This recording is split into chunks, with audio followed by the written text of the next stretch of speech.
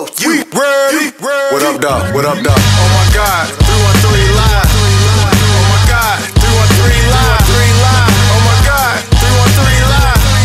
Oh my God, 313 live. Oh my God, 313 live. Oh my God, 313 live. Oh my God, 313 live. Oh my God, 313 live.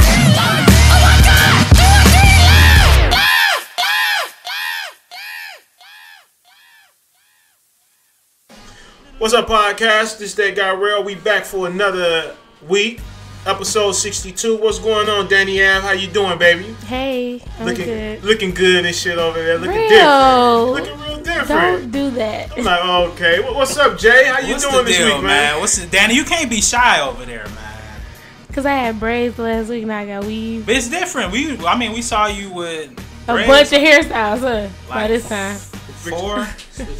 Yeah, switch it up. You on the money. Ladies and gentlemen, we got a guest in the house. That dope ass song y'all heard last week, Jump by Otto. He's in the house. Otto Racks. What's up, Otto Racks, baby? What's the word, baby? You alright? Yeah, I'm great, fam. I'm good, man. We got you in this motherfucker, man. Yes, sir. Yes, sir. So, right now, you down with us, but we got to chop it up how we do shit, and we want you to join us, you know what I'm saying, and chop it up as we go with whatever we talking about, and you get your opinion. This is podcast, so you can say what the fuck you want to say, how you want to say it, but don't incriminate yourself unless the statute of limitation is up on it. Okay, And don't then. talk about gay people because they'll kill us, and then we ain't trying to have we ain't trying to kill the gay crowd. Yeah, they all right with us. So yeah, we finna move forward and talk about things that's going on in the world. So let me start it off by let me say what's up and fuck Funkmaster Flex with his old bitch ass. Everybody, you know how I feel about 2Pac. 2Pac is my dude. R.I.P. Rest in peace. Funk Flex. First we had Whack 100 with his whack ass. Doing what he was doing, throwing salt in the game and talking shit about Pac. Pac is a man that's been dead going on 21 years this year, and these niggas is still that afraid of Pac that they have to talk about him because he's dead. He's not here in the physical form, and you motherfuckers is still talking about him. Whack 100, I got the call last night from LT Hutton. It was like, Rell, Whack said he was gonna calm down. Now you gotta calm down. We gotta do this for Pac. This about Pac. R.I.P. So Whack, I'm gonna give you your respect. Only because of LT Hutton, you know what I'm saying? And Whack, I'm going to say this about you. You're a stand-up dude because you admitted you're wrong and you went to social media and did something you didn't have to do and apologize, but you did. So I salute you, homie, for that, and you all right with me. But Funkmaster Flex is a bitch. Okay. Yes, Funk Flex is a motherfucker that's known for putting his hands on women. You know what I'm saying? Yeah, bitch. He's a straight bitch. What's the words you gave him? If y'all want to hear what I had to say about Funk Flex, y'all go over to the YouTube channel, The That's 313 right. Live Show. We're not going to give it away here on the show. Y'all got to go hear what I had to say about this fuck ass over there on YouTube, and the rest is history. You know what I'm saying? Did we get some new subscribers this week? You know what? YouTube, they said I was getting too many subscribers, so coming through the email, so they said they shut it down now where you cannot see the subscribers who's coming in. They don't send you the email no more. So no more notifications. So yeah, no more notifications from them because it was just so many popping off, like 100 a day. We was getting literally 100 a day, Danny. So that ain't shit. But I swear, it ain't shit. You know what I'm saying? Right now we've been on in the YouTube. He be game like, a I want month. 1 million a day. If that ain't possible, I ain't fucking with it. Yeah, I want 1 million a week. A fucking day, not a week. Okay. Be humble. I'm be humble and I'm blessed. Good.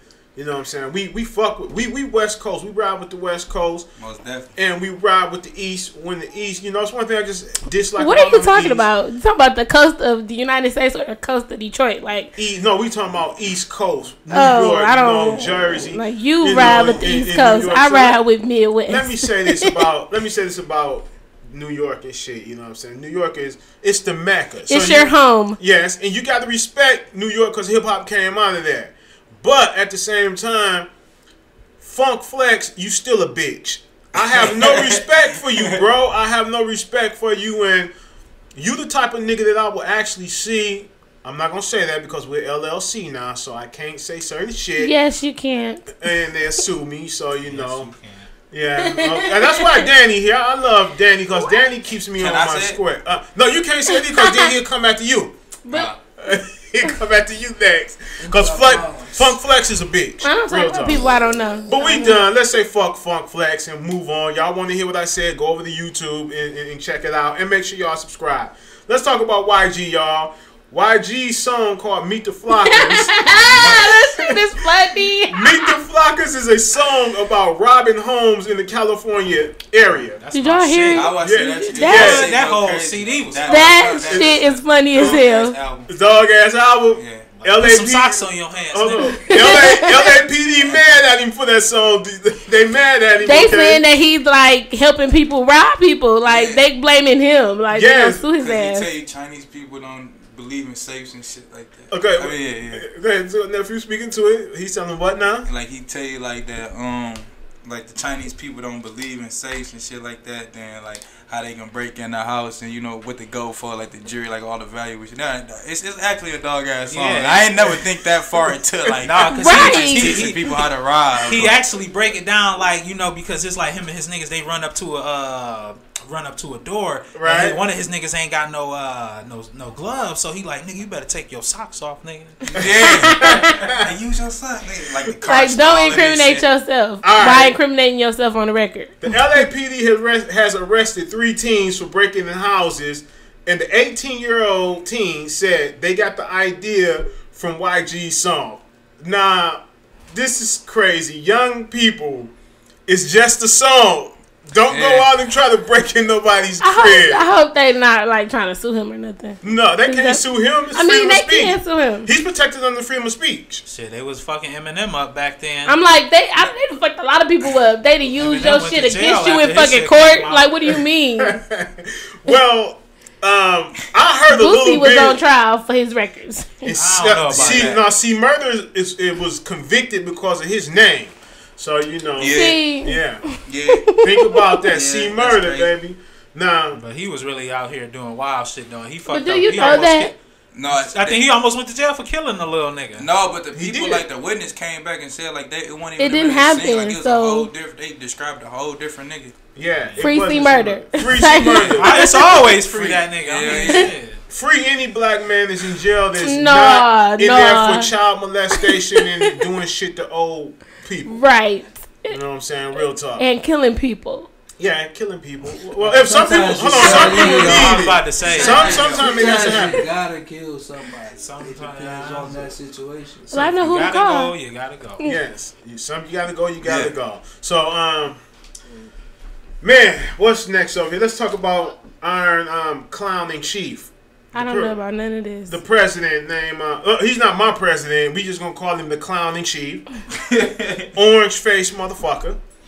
Now you know it's not the White House, it's the frat house. Yeah, the frat house. Do you know that a news anchor they tweeted it and they took it off and said that we are a racist show. Somebody brought it to my attention. Over 5 people. From someone from Fox News. 5 people brought it to my attention. I haven't saw it, but 5 people literally. Well, can we go back and pull that up and find it? I mean, I don't know where it's at, but who's a white person said that? Yes. Okay, well, seeing as as we black, we can't be racist. So moving forward, like, I'm like that. Black people cannot be racist. Like, maybe that's why we getting. Maybe that's why we getting all them new downloads from. So right. Okay, now the Republicans are pissed off because Barack Obama got paid $400,000. For you all that don't know what grand is, $400,000 for his first paid speaking. The Republicans feel as that Barack Obama should have done a poverty tour before he did a paid appearance. First of all, the president don't even make that much to begin with. Like, people think it's like this all-time high-paying job. It's just a high-secure job. They don't pay you shit, so I'm taking all the money I can as soon as I get out of this job. But it just so happens that all of the presidents was already rich. Like, what's the They were all the well Bushes? off, yeah. Them motherfuckers all had money. Wealthy family. Yeah. The Bushes. Except for the Obamas. No, the Obama, he got some change. Oh, he don't got get some it bread twisted. now. He don't come from a rich family. No, he don't. Well, he got a few Now dollars. the Bushes, let me tell you, Barbara Bush allegedly, you know we gotta say allegedly, not because we LLC. Allegedly, she owns the biggest stock in the U.S. prison system. Barbara Oh, Bush. well, that's why they never went out there or something Bin Laden, because the Bushes and the Bin Ladens were in business together running prisons. That's true. So, Okay. And remember they say BP, it was supposed to be in Bush Petroleum, but they said, no, that's British Petroleum, not Bush Petroleum. It no. was Bush. That's Bush. The Bushes own that shit, real Valero talk. Bush. Yes, the Bushes own for that. real? So, Yeah. That good water. I doesn't get this. never got Yeah. it. Yes, I I just always don't know knew why. about I that just one. never see it. so You can't shit forget is. presidents get paid more when they at war. Yeah, they do get paid when they're at war. They get paid more when they're at war. Yes, they do. Yes, I they didn't do. know that. Yes, they He get. like, That's we what they're going trying to to. war for 4 years then, huh? Yeah, hey, Bush trying to. Trump is trying. He's making it happen. He's sending us to World War III. I believe that. So his war chest can be bigger. Yes. So he's gonna get paid. Like Obama didn't send us to war. The Bush sent us to war. You notice every time we go to war, it's damn near a Republican that's in office. Yes, it is a Republican that's in office every time we go to war. Unless a Democrat like had his arm twisted, but I don't know when that happened. But Hasn't. And did you hear that Bush, not Bush, but Clinton, I don't even want to say this motherfucker's Bush name. won? Trump, no, Oh, Trump. He called the North Korean president, he said he's one smart cookie. He He called him a cookie. Yeah, that lets you know now that's a little like that's a little, what's that word? Sweet. No, like dumb. that's a stereo, like you stereotyping, like that's a racial slur to call like a Japanese person a cookie. Japanese though. No, he's not. He's Korean. Well, I'm just saying he's Asian, right? Smart cookie. He an Asian cookie. Like, don't call him no cookie. Like, you know what I'm saying? Donald Trump don't give Hey, a don't fuck. call him a cookie. You know what? Donald Trump, he has no filter. And that's going to get him. Neither do you. Yeah, I don't either. But if you put Donald Trump across the table for me, Who's gonna win? I'm going to win. Ding, ding, ding. I will win. I know how to shut him down. You know what I'm saying? Me and him going at you. Hey, you should just saw I how would when love to see that shit real talk. Hey, who want to see that shit? Let's make it happen. Get me and Donald Trump in a room together. Let just me and him, 2 microphones and a camera, and watch how I make that motherfucker, that orange makeup turn red. All right. Can we Niggas would be trying to jump him though, so I don't think that'll be possible. 2 microphones and a camera. That's all we need. This would be the most. That'd be the most sober event ever. No, that event would be crazy. You know what I'm saying? Real. Everybody would be sitting there watching, especially You know what you're my gonna get? audience. Better ratings than 911. I'm not trying. You know what? This dumb motherfucker is crazy than the motherfucker. He wants to call his ratings. Just talk about how I get more ratings. I got more ratings than 911. That was very dumb, and I felt that. And look at how the backwood. I'm gonna say this shit because I can say it. The backwood. What are you talking about? Jew hating, cousin fucking, pickup truck, dirty driving motherfucking, white motherfuckers, white American, they actually love this motherfucker. They love him. The cousin. The cousin fucking, that's what I said. They fuck each other. They fuck their cousins. Let's keep it real. Them southern motherfucking, hillbilly motherfuckers, they fuck their cousins. So, if I offend any of you motherfuckers, I don't give a fuck. We'll be right back. Alright, ladies and gentlemen, we back. I just left off of YouTube, recording another video, going in on Funk Flex. I just don't like this nigga. I don't like him, Danny. I don't like him. I don't know him, so moving forward, I don't even know You don't know he Flex? did. No, I don't He's a know washed nothing up about him. He's a washed up has-been, so you're not supposed to know nothing about him, Danny. I ain't even mad at you for not knowing. How are nothing you about talking him. about a washed up has-been? How? Because he disrespect my dude 2Pac. Okay. That's why. I knew When you it go had at to be Pac, something near and we dear. gotta go at you like how Beyonce got the beehive. It's This the Pac hive right here. It's The Pac thug hive. life, I nigga. was definitely part of Thug the life. That's Thug what's life. over here. The hate you gave little That's my infants. role model. That's right. Fuck Pac is my everybody. motherfucking role model. So Yeah. fuck what you heard. Okay. So now we got my main man, my nephew over here, What's up, Otto. What's up, Otto Racks, baby? What's up, baby? You the man, Yes, sir. How Otto. you say yes, I am? Yes, I am. Otto, tell my audience, how did it come about this Snoop Dogg came to see you. Tell us about that. Man, he came. Man, it was through my nigga Haha Davis. That was the plug. Okay. And then like he came through like to the studio. Man, he was there for like 6-7 hours. You feel me? He did his thing. Like we smoked the whole time. He had some crazy ass weed too. It was fire. That bubble gum. Yeah. Bubblegum. Yeah. I don't even know how the nigga got the nigga got in the car like left with security guards and rode with us and everything. He made me eat off the same plate with him.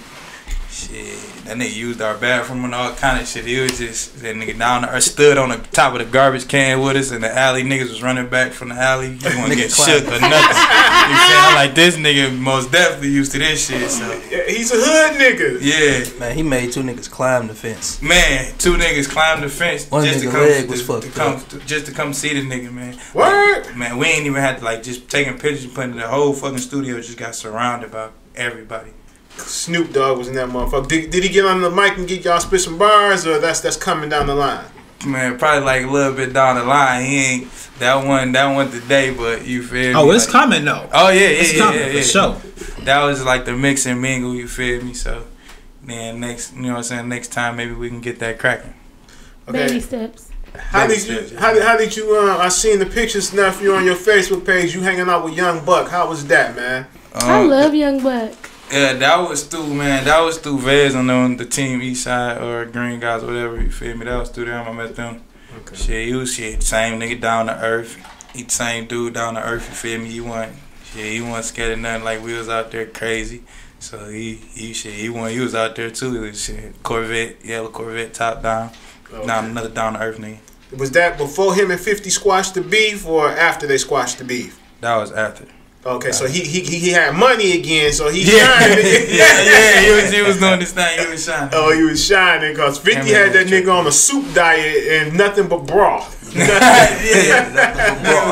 Oh. Nothing but broth. But shout out to Young Buck, baby. Shout out to Young Buck. Young Buck is cool from day one. Man, that nigga used to play on PlayStation. When I had PlayStation 3, we was playing Call of Duty Black Ops. The nigga was a cool nigga. He didn't want to fuck with the zombie boy. He always wanted to play the multiplayer. And that was before I started playing multiplayer. I'm like, man, you going over there and do your thing. I'm going to stay over here with these zombies. I think that was the first Black Ops. Matter of fact, it was the first Black Ops. Classic. Yeah. Classic, for sure. Classic. But yeah, he was a down-to-earth nigga, for real. Straight up. But, you know, this is like right when I was in the vision of getting the podcast together, and I was reaching out, talking to the real niggas, the cool niggas. Is like, yeah, we fuck with Detroit. So it's on and popping. Like LT Hutton coming up, the producer, creator of the All Eyes on Me biopic. That's coming up next. Now, for you on the show with LT Hutton. Yes, sir. How you feel about that? Man, excited, man. Real excited. Me too, man. We cleaned the little house and just shit just been going good for us, man. You know what I'm saying? Real talk. I'm not jabbing, but it's just whatever. You niggas be like, I'm not jabbing, but that's shade for real. No, you gotta air it. You gotta air it. You don't know, like you don't know, you ain't catch it. But if you know, then you got it, landed. Nah. Anyways, I was saying. Let me say this about. I'm not gonna say no names. But the other person that I'm referring to, he's always a part of the history of the 313 Live show. Down the line we gonna rock it again, but not as a co-host on the 313 Live show. You know what I'm saying? That's not gonna happen. But just what's up, nigga? We'll sit down and we'll talk. Nigga? That's it. What? We'll sit down and talk. Shade some more. No shade. You know what? I love that guy because he saw my vision, but in the beginning and seeing how we was doing the shit, but just some niggas just ain't used to shit. You know what I'm saying? We was brought up by the best. Yeah. We was brought up by the best. But anyway, we gonna cut that and keep it moving because this is about Otto Racks. Otto Racks. What's up? So Otto, go Jay. So man, listen, cause I'm a fan of the Detroit music scene, man, and I did my research on you. I saw you had something on for show, man. They showing you love over there. How that feel? That's good, man. Doing shit. Joseph McFashion, Zay Primo, they real. Them niggas like them like my brothers, man. They cool as fuck. Like, Yeah. real niggas, man. Yeah, they do a lot of work up at the Mix Factory. He came through a couple times with Molly Brazy. Yeah, she signed to him. Yep, she came through up there with him a couple times. But man, let's talk about this single, man, because I'm loving it, bro. Beat Gang. Yeah, and beat production. Yes, Okay, sir. let's talk about it. How did it come about, man? Like, did you reach out? Like, you like, man, I need a beat, or Man, oh no, my brother introduced me to the nigga, man. Okay. He took me out there. It was this it was that KDZ, Count My Dough. Was it Count My Dough Money? Yeah. They remixed that beat. Oh, he did? Yeah. So they like, man, just go buy that beat. And so like, far as me being, my lane or whatever. So yeah, I go in there and get the beat. And I like just tell him play some more beats. Mm-hmm. He played that motherfucker. It's like shit. It was over after that. Yeah. Need that. Went to the studio, recorded it. It like shit, I don't be writing nothing, man. I just go in there and record it. Like how I feel on the beat, as far as the hook or whatever, whatever people say. Sometimes that shit don't even make a difference. You can go one ear out the other. I'm gonna do it how I want to do it. Yeah, man, because the song was creative, bro. You took the sample, and you took it to a whole nother. You took it to some shit where a Detroit person can understand it. Yeah. Cause I rock with that. So you said, and where did you record it at? At our studio. Like we do all our own shit. XFMS Studios. That's their own little shit. So like that's the reason. Big Foe. Big Foe. Big Foe. The engineer. The hook lord, everything. Make beats? No, I ain't making beats yet. Oh, okay. Soon though, when I get the time to, I'll do it. Okay, that's what's up, man. Tell the people where I don't know if if you got your studio open for the public, or if it's just for you and your people, or Nah, it's open to the public. We located on Mack and Lee May. Okay. In the 48214. You know what I'm saying? Just hit me on Facebook or Instagram, Big Foe Peas, BIGFOEPEAZ. Book your session. You know what I'm saying? Holla at me. We show love. I used to get money down there on Mac and Lee May back in the day. You got money all over. We get money over there right now. Money spot over there, I was about to say, because as you can see, these niggas still getting money over there. Fairview Greens, baby. Fairview Greens. Yeah, it was back in the day when women used to be fine down there. Nah, I ride through there like fucking Walking Dead in that motherfucker now. It's like a war zone. Hey, we got listeners over there, so I don't want to. Not all the women, just some of the women look like the Walking Dead. I'm pretty sure there's some cute ones over there, man. Let me see. No. It's a few gems down there. I done seen a few gems. A few buried diamonds down there. That buried them. They get your pickaxe for them. Wow. They ain't bad. They ain't bad at all. Okay, so now listen, nephew. Yes, sir. You taking this rap shit serious now? Yes. You finna go in it. So can you give the 313 Live Show family, our family, the audience, a day for when that album is gonna be coming out, like in the near future? What we looking at, like summer, fall? What is it gonna do, baby? It's most definitely gonna be like this summer, like the beginning of the summer. I got an EP called City of No Look, 5 songs. Shit, like just give it, like I'm gonna get like I know you always tell me to pay for it, but I'm just gonna give him this one for sure. You gonna give him that EP? Like a mix. Hey, yeah, I believe in that too, man. Give it out, man, because shit, just like you let us hear it for free and shit, I'm a fan. I'm like, shit, hey, it's gonna be some other people that's gonna feel the same way I feel. So hey, I'm like this, like just give it away, and then draw them in, build that fan base, and then shit. Charge they ass the next go round. Oh, okay, so you thinking like on like back in the day the dope game, like you give a nigga a couple rocks. You know what? It's the same formula. Same formula. You know what? What's up, Danny? You always bring it back to the streets, I swear. Well, the statute of limitation is up on every drug deal I ever made, so the statute of limitation is up. So I feel comfortable talking about that shit. Lawyer retained, so he'll tell you that was back in the days. Those drug sales are 30 years long gone. Their final, no refund. Said real legit now, LLC. That's right, legitimate. And LLC didn't come from the street money. Came from actual hard work money. You said they looking at that too. Or the gold mine. No, I'm not. I'm broke over here, y'all. No, you're Shit, not, I'm over here wearing a pair of motherfucking hush puppies that's Good about night. 2 years old. Good For night. real. Got on a pair of church pants and shit, and got on my old butterfly collar shirt. You know, that's what I got All on. the front. And I got the old but big you killing phone. it. Yeah, I'm killing it. And I got the You're old killing big it, phone, though. That's all that cell matters. phone back in the day before texting came on The and bag shit. phone. Yeah, that's what I got. All right, so I have a question. How long have you been doing music? Like my first time really trying rapping, like my brother and them had this group called G Lab, so I started just start trying to rap. Then shit, my first time recording, I was like 12 or 13. I recorded my first song, and I ain't never really take rapping serious till like everybody else just started pushing me to do it. So they're like, "You sweet, go to the studio." So then I just started finding the passion for it, and ended up liking it. That's Now, cool. I want to rewind and go back to you said the first time you ever actually recorded. You said you was 12. Yeah, I was like 12, 13. Now where was you at when you recorded? Like what the studio? I mean, like Man, was it like we was in the nastiest basement. We was in the smuttiest basement. That bitch, it was like, man, it smelled like the mildew that was on the walls. Mm-hmm. Like, That's how Detroit basements be selling, so yeah, beware. most definitely. The booth was up under the stairs. What? Yeah. I believe you. Nah, I'm shocked. My shit was in the closet. We was next to the canned goods and shit. The Focus Up Kids. We was on Linwood, so it was. That's the hood. Linwood the West real Song's good right there. Them That's the niggas real over there hood. getting it. Yeah. Shout out to my West Linwood over there. niggas. Shout out to all of the West Side. Yeah, West Side niggas is cool. I fucks with them.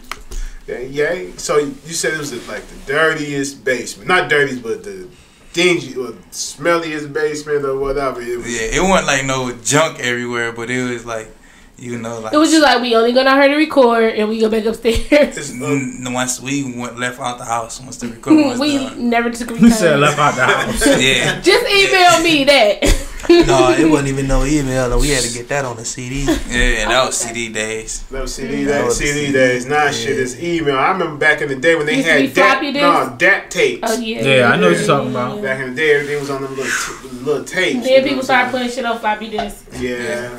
Then this. Then Nah, CDs. you got all this technology Now shit. just We pick got. Nah, you know what I'm UBS, saying? everything. Oh, for sure. So, how long you gonna stay in the game? Is you gonna? Let me ask you. You gonna be like certain Detroit artists? Get that Right. money because you know you finna get it. You the next to go now, for you. Yes, sir. So, is you gonna get that money and cut out and leave the little people behind and say fuck the city? Don't say fuck the city. We don't just No, delete this episode. No, I'm keeping the episode. No. I'm just talking shit. Nah, this city, I fuck with this city crazy. I've been here all my life, but when I leave this motherfucker, man, like, I ain't trying to come back here. Like, unless I'm like, you know what I'm saying? Like, of course I'll come back and visit, but I ain't living here. I ain't even gonna sit here and lie. You know what I'm saying? I love it. You feel me? But I've been here all my life. I want to see something different. You gonna live in Michigan or outside of Michigan? Outside He of said he's not Michigan. living. Oh, okay, outside of Michigan. Period. So you said as soon as I got my check, I was Fuck gone. you in Michigan. No, like, I want to just get my first check and leave. You feel me? Like, I'll still, like, build it up. But people gotta understand, like, shit, they grimy here. You know what I'm Oh saying? yeah, that's real. Yeah, it's grimy. You gotta be grimy with these niggas. You know Yeah, what I'm saying? but Nah, shit, but when not you got that chasing money, a career, yeah. you know what I'm Nah. saying? Like, if I'm going chasing millions, protecting millions, ain't no point in sitting here fighting these niggas. Cause they know I got millions. Right. Shit, I know what they on. They coming for you. Whether no matter who you are, no matter how good you been to a nigga, you know what I'm saying? They gonna come for that money. When I get my first million, right? Notice I said when I get my first million, not if. When I get my first million, I'm going right back there on the corner of Newport and Charlottesville. I'm taking me a building crew with me, right? And I'm gonna buy that whole lot. It's about 4 houses down, and I'm gonna have them build me a motherfucking house, mansion right there, and niggas gonna come like, that's the coldest motherfucking mansion right there on Newport and Charlottesville. I don't know where that's at. I'm at the GPS. 2903 Newport, baby. But are you gonna live there? GPS that I used to location. live at 2903 Oh, you gonna rebuild your house? Are you gonna live in that But you mansion? know- though? I'm gonna live in that That's real motherfucker. though. No, I will. I said the same thing. Like, I want to buy my block, but I would like to buy my block. It's nothing on it. yeah, same here. Like, I Like got like it's 4 one more houses to house. buy. No, it's only one house that people live in on that block, and it's just on the side. Like it's houses all down Collinwood, and on this side of Collinwood is nothing but one house. I was finna say, would you stay on Barham? Now No, I stayed on Hamilton and Collinwood, you stayed. and Yes. that's where I want to live at. Oh, that's where you want- Nothing okay, that nice, I nice. live Rich, in. that's where you want to live at when I'm just saying, like I would love to have gone back if the community was flourishing. No. And live there. the question is, do you want to live there rich? Millions of I'm dollars. staying at I the don't top know. I want to own that rich. of the Renaissance Center. But what I would do is I would do it like Eminem. I'll move my ass far to like 26, 27 Yeah, I do miles. some shit like that. Out to New Haven. Yeah, I move way out there and I ain't come moving back out to the there. They city. ain't getting my Baltimore. money. You know And I get what? my money. Technically, no. I wouldn't go to Grosse Pointe. I wouldn't stay over there because I'll probably be fish fighting with them. I just feel like I'm not gonna. If I can't get my money to Detroit, then I really don't want to give my money to no city in Michigan. I feel that. So I'm feel moving that. out into I'm gonna live in Detroit or out.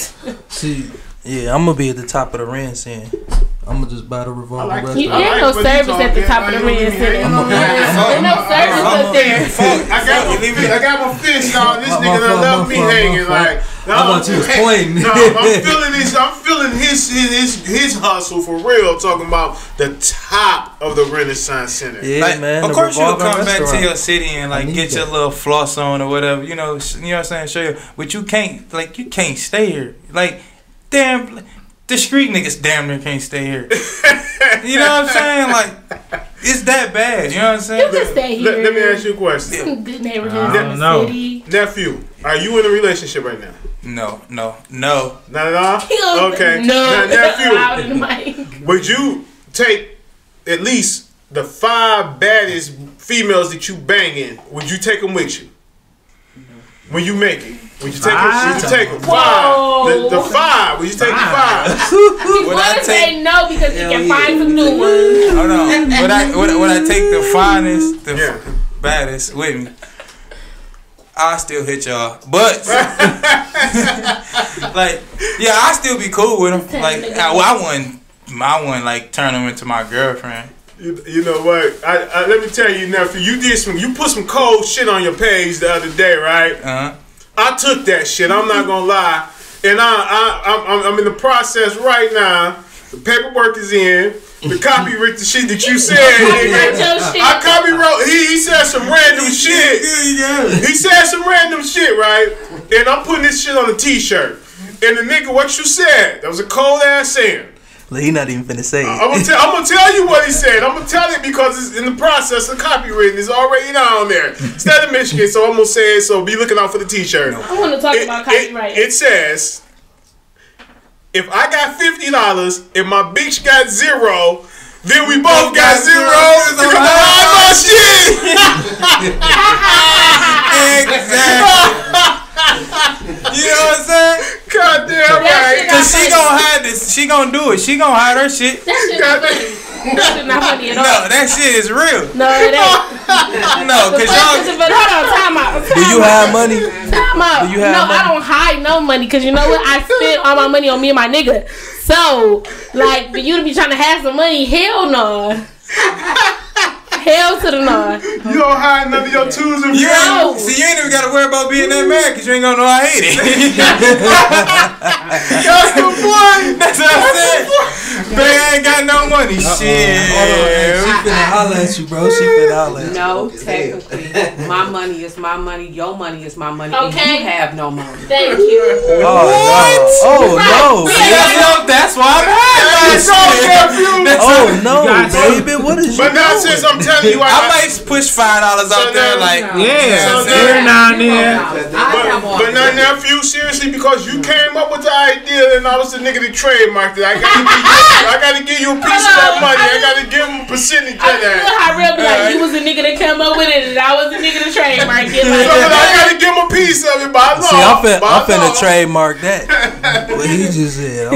That's gonna be on my t-shirt. Right. You was the nigga that came up with it. I was the nigga that We trademarked look out for each other. We look out for each other. Family. Yes, sir. We Be like, got well, who came up with it? that got real.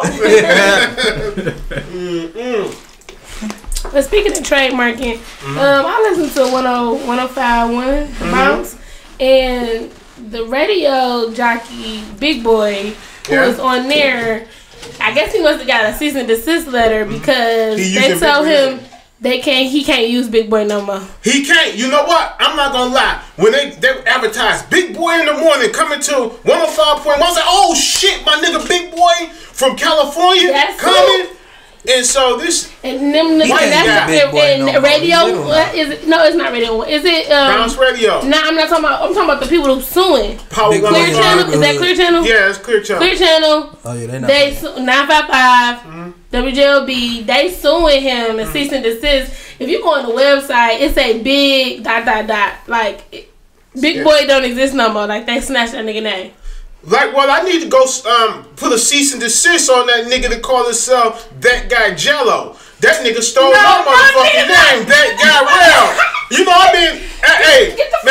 I've been called that guy Rell over 20 years. So come on, huh? That nigga stole my name. First of all, that guy is not like that guy is not like signature. Like it's a boy. That is like referring to, and then guy is like a man. So I'm going to get my fucking name all the way. Well, since I do got it, since you know LLC, that is my name on the paper. So is my name trademarked?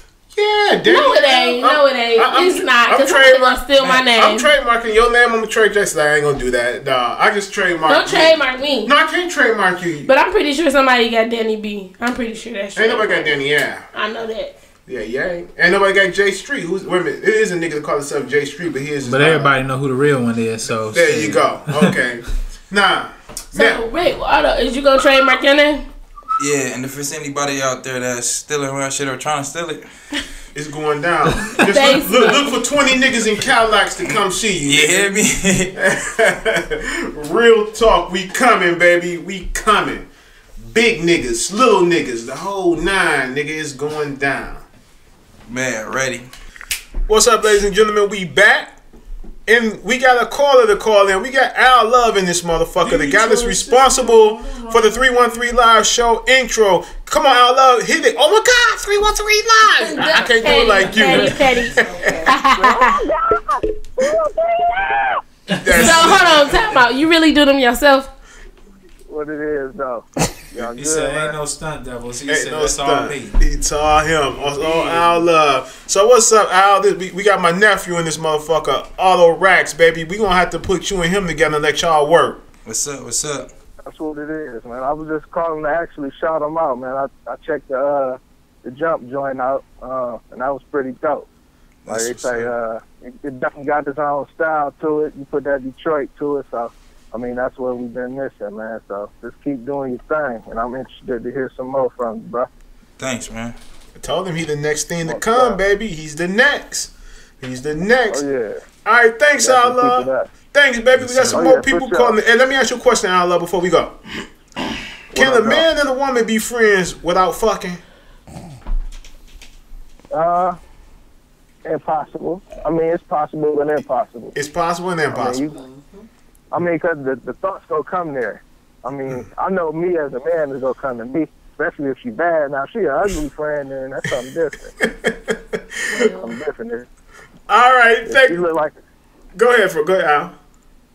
No, I'm just about to say, if she look like a bag of WTF, then I don't know. Bag of what the fuck? I got a couple friend, like I got two. Nah.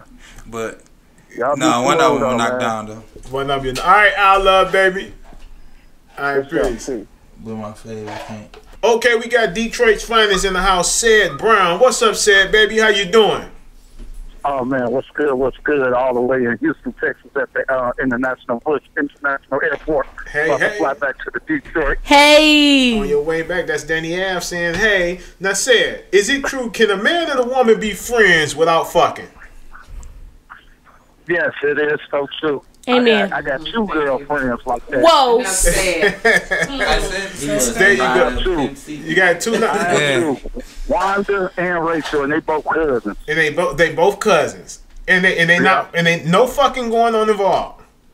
No. Not no more, but before when they was friends, no. I ain't gonna lie He about made me it. feel It was comfortable. supposed to be something go down. Oh, it was supposed to be some fucking. What happened? Why no fucking went down? Because we figured that our relationship would be better off if we just stayed friends. We had more to offer each other. Right, because Okay. evidently he didn't have a lot to offer. Hold on, Sarah. We got another call coming in. We're going to take this call, baby, and I'll hit you back, baby. All right. Hello? Press 1 to answer. Hello? Hello? 313. Hello. Hi. How you doing? Hi. What's your name, caller? My name is Gina. Gina. How you doing, Gina? Is this Gina? Hey. Gina Tate? Close, Kenny. Gina Tate? Yeah. Hi, Gina. How you doing, Gina? Gina. What's up, Gina? Gina, can a man and a woman be friends without fucking? Yes. Yes. That's right. That's right. For over 15 years, we never had sex. Never. Did y'all want to have sex once upon a time?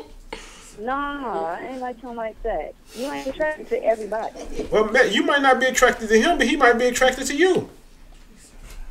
But you're not attracted to everybody. It's been 15 years. It's But been- maybe he's not attracted to me. He might not like big, thick, sexy women. Shots. Shots? Okay. Well, Gina, would you like to say anything before we let you go? Because we got other callers. You got anything you want to say, baby? Okay, no, I mean, so I'll see y'all again. You got to come back through. Yes, ma'am. Okay. Okay. All right, baby. See y'all guys at either the last track or Cloud 9.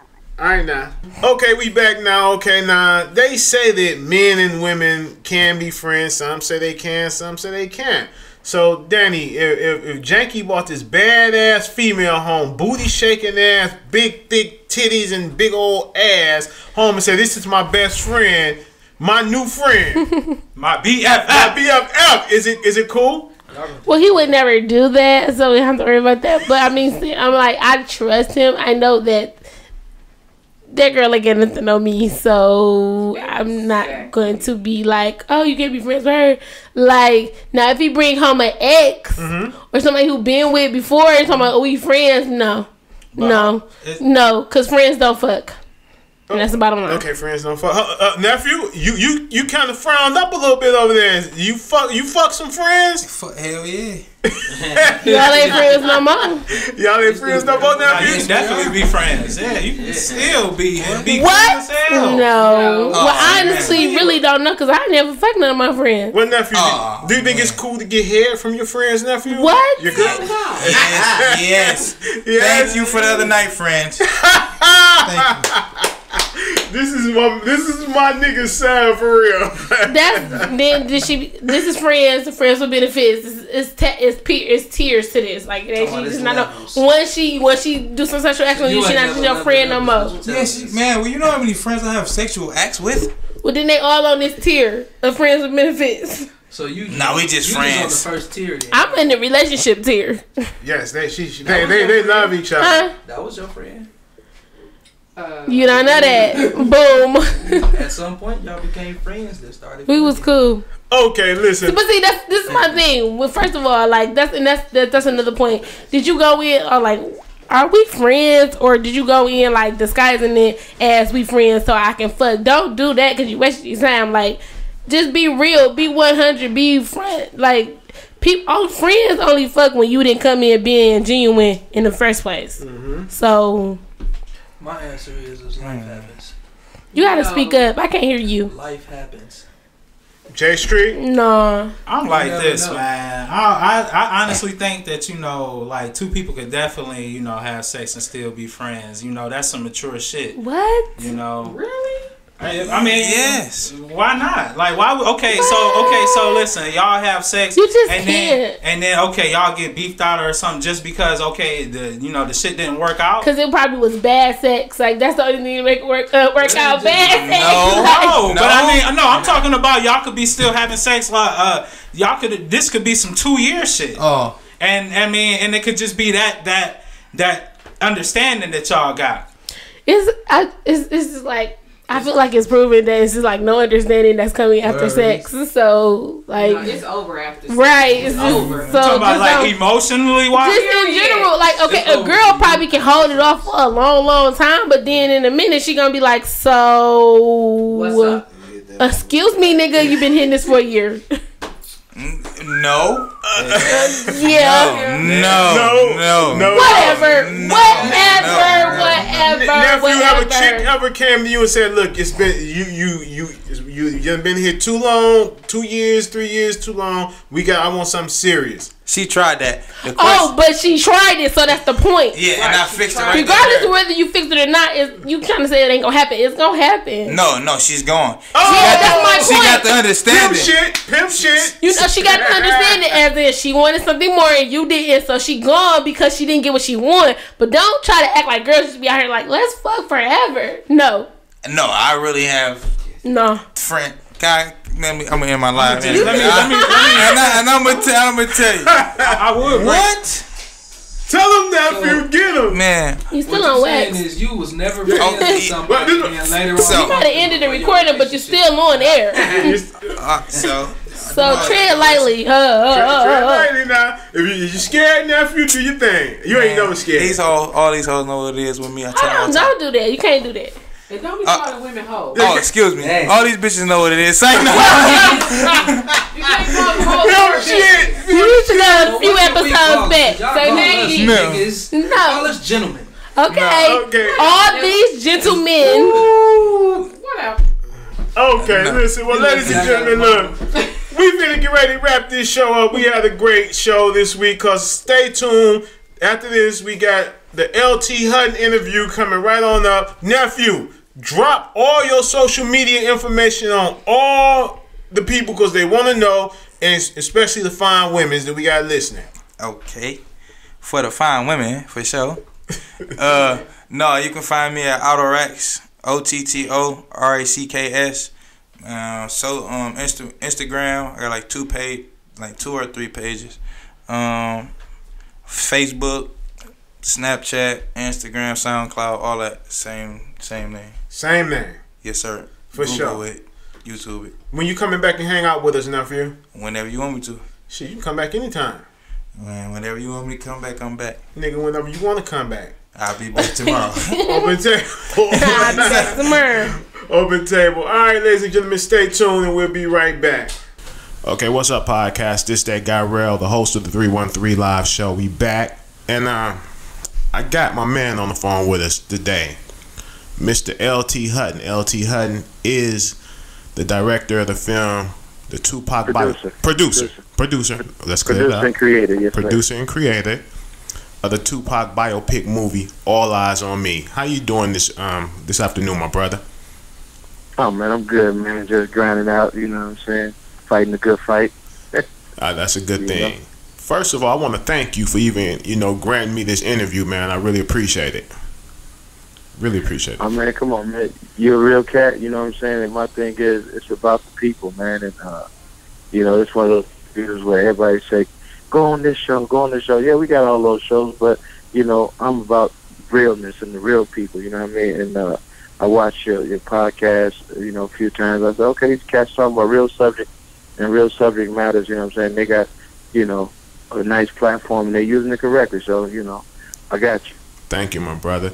Now, LT, give our audience a little history about who LT Hutton is. I did it, and my engineer, he's done it as well. Tell everybody who you are, my brother. Man, I'm just a, young, small cat from Chicago, came out to Los Angeles, signed to Death Row Records in about 1992. Original member of the Dog Pound, et cetera, et cetera. Spent extensive time on Death Row, learned the game. Then went to Ruthless Records. Was president over there. And then did a lot of music and a lot in that industry. We sold quite a few million records. You know what I'm saying? Did my thing over there, and I always had the passion for film. And I had my film company start in 1997 with Morgan Creek. At the time, we was with Warner Brothers. So I'm just a cat from Chicago, man. That grind hard, learn the business, and did a few things about myself. That like who LT Hutton is. That's such a loaded question. We'll be here forever. I don't like to really throw my accolades out there like that. You know what I mean? I'm just a guy from Chicago. You know what I'm saying? Came from nothing, came from zero, came to LA homeless. You know what I'm saying? Basically with less than $5 in my pocket, and I turned that into something. So I'm just a hard worker, bro. That's all I can say. That's a good thing, y'all. Hear this, people. Black people are young black youth. You can do it. This brother's telling you, and I've been telling you for years. You can do it if you believe and you get up off your ass and do what you got to do. Now, LT. And the thing is, it's just like that's the message that I push every day, all day. But it is so many obstacles that are set in front of us, and the simple fact that we got to pay the black tax, we got to pay the white tax. Yeah. So in the message of you could do anything if you put your mind to it. That's I've always fight against the simple fact that it's easier said than done, because we deal with so many obstacles. So me being an example of the roads that grew through concrete, so to speak, scenario. It can happen, but it's just gonna take a whole lot of hard work. And then now with social media, you got to fight through more. Yes. So. Yeah, my brother. How did you, sign on and get involved with doing this 2Pac biopic? Because you and 2Pac, you guys do have a history, and a lot of people don't know that. We got a history. We got a history for the simple fact. I leave that part out because, like, in making the film, I never was like, okay, I know 2Pac the best. I was this and that with 2Pac, because it wasn't about that. It's just in Hollywood. Let's just look at it like this. I'm gonna give you a few answers to that question. So in Hollywood, I watched over and over again. People have one movie. I'm talking about urban films, or I like to say urban mainstream. They'll have one movie and then you'll never hear from that person again. I'm talking about directors and people that have their own film companies. You'll see like one movie and then it's like, damn, what happened to them? Like you'll see like the Hughes brothers make Miniature Society and Dead Presidents. Then it's like, damn, where they go? True. Then you'll see a person make another director make a picture, and it's like it's one movie, and then where they go? Like 10 years have passed, and like so. I had a problem with not seeing us represented the way we were represented. So in '97, when I did the film company, I had to get my my wings, so to speak. So I just stayed behind the scene and I studied. I got paid well to study, but I brought what I brought to the table consult-wise. And in '97, I wanted to do films that represent us, more or less our story, but I didn't. I was too brand new. I didn't have power. So the first movie that we did was a movie I walked in on was Joanna Man. That was 1997. It wasn't the type of film that I wanted to do, but it was something that I walked in on, and I had to get that right. And, that was like my introductory into the game. So from there, I did multiple consulting, behind the scenes work, and I was producing before I even took the title of producing, because when I came out, I didn't want to be one of those guys who came in and disappeared. And I didn't want fame. I wanted power, the power to be able to change things on the level where, what I tell all our people as black people, perception is reality to most. The biggest definition of perception is visual. Who controls the visual controls the perception. True. So when Hollywood is controlling the visual, they're controlling our perception of how we see, how we think, and how we feel about certain things just from perception. Now, if they can keep on controlling Hollywood and the perception, it'll be easier for them to turn a young teenage boy with a pack of Skittles and an iced tea into a thug and a hoodlum because they control the perception. That was a young, innocent kid. Right. But because they control the perception, it was easy for them to turn him to the aggressor when he was the victim. So my thing is, my film approach is to change the perception and get a piece and a seat at the table on how perception is presented out there to America. That's part of my mission, is what I do in film. So I wanted to get power. So when I got power in 2008 and I was able to make my own slate, everything on my slate, of course, was urban mainstream America. I want to tell our stories. Some of the greatest stories haven't been told yet. Marvin Gaye still hasn't been told. You know, Sam Cooke, Ray James. I mean, I don't want to name my list because people now, they've been stealing from my slate because took up so much time. But everybody knows the insurgents that I put into Hollywood made them, even Fox and those people go.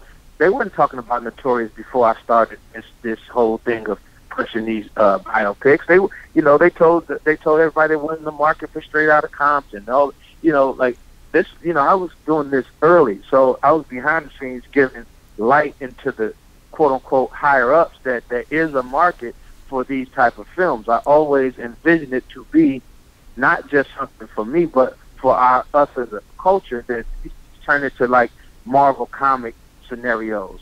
So where you have from this film, like from All Eyez on Me, you have the next, the Dogtown story, the Outlaw story, the Death Row story, and all of these things that spring off from this one incident. Then from Straight Outta Compton, you have, the Bone Thugs and Harmony story comes out. You know what I mean? It's a whole new ecosystem of entertainment, and things that happen, but it just happens to come from a place, because I'm from the music world, but these are great stories, and other ones also.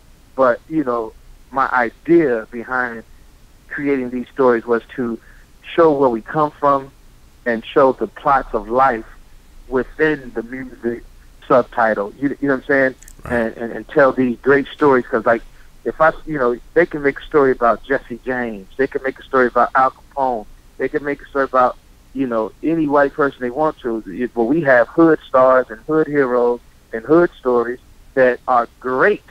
You know what I'm saying? And people won't even believe them unless you saw them, on the film. They still, they still don't believe it. They still feel like it's being dramatized. So in 2008, I set my eyes on something that I wanted to do in '97 that I couldn't do, and 2Pac being one of the greater IPs that I've always wanted to do. That's when I started the journey on making that happen. Great.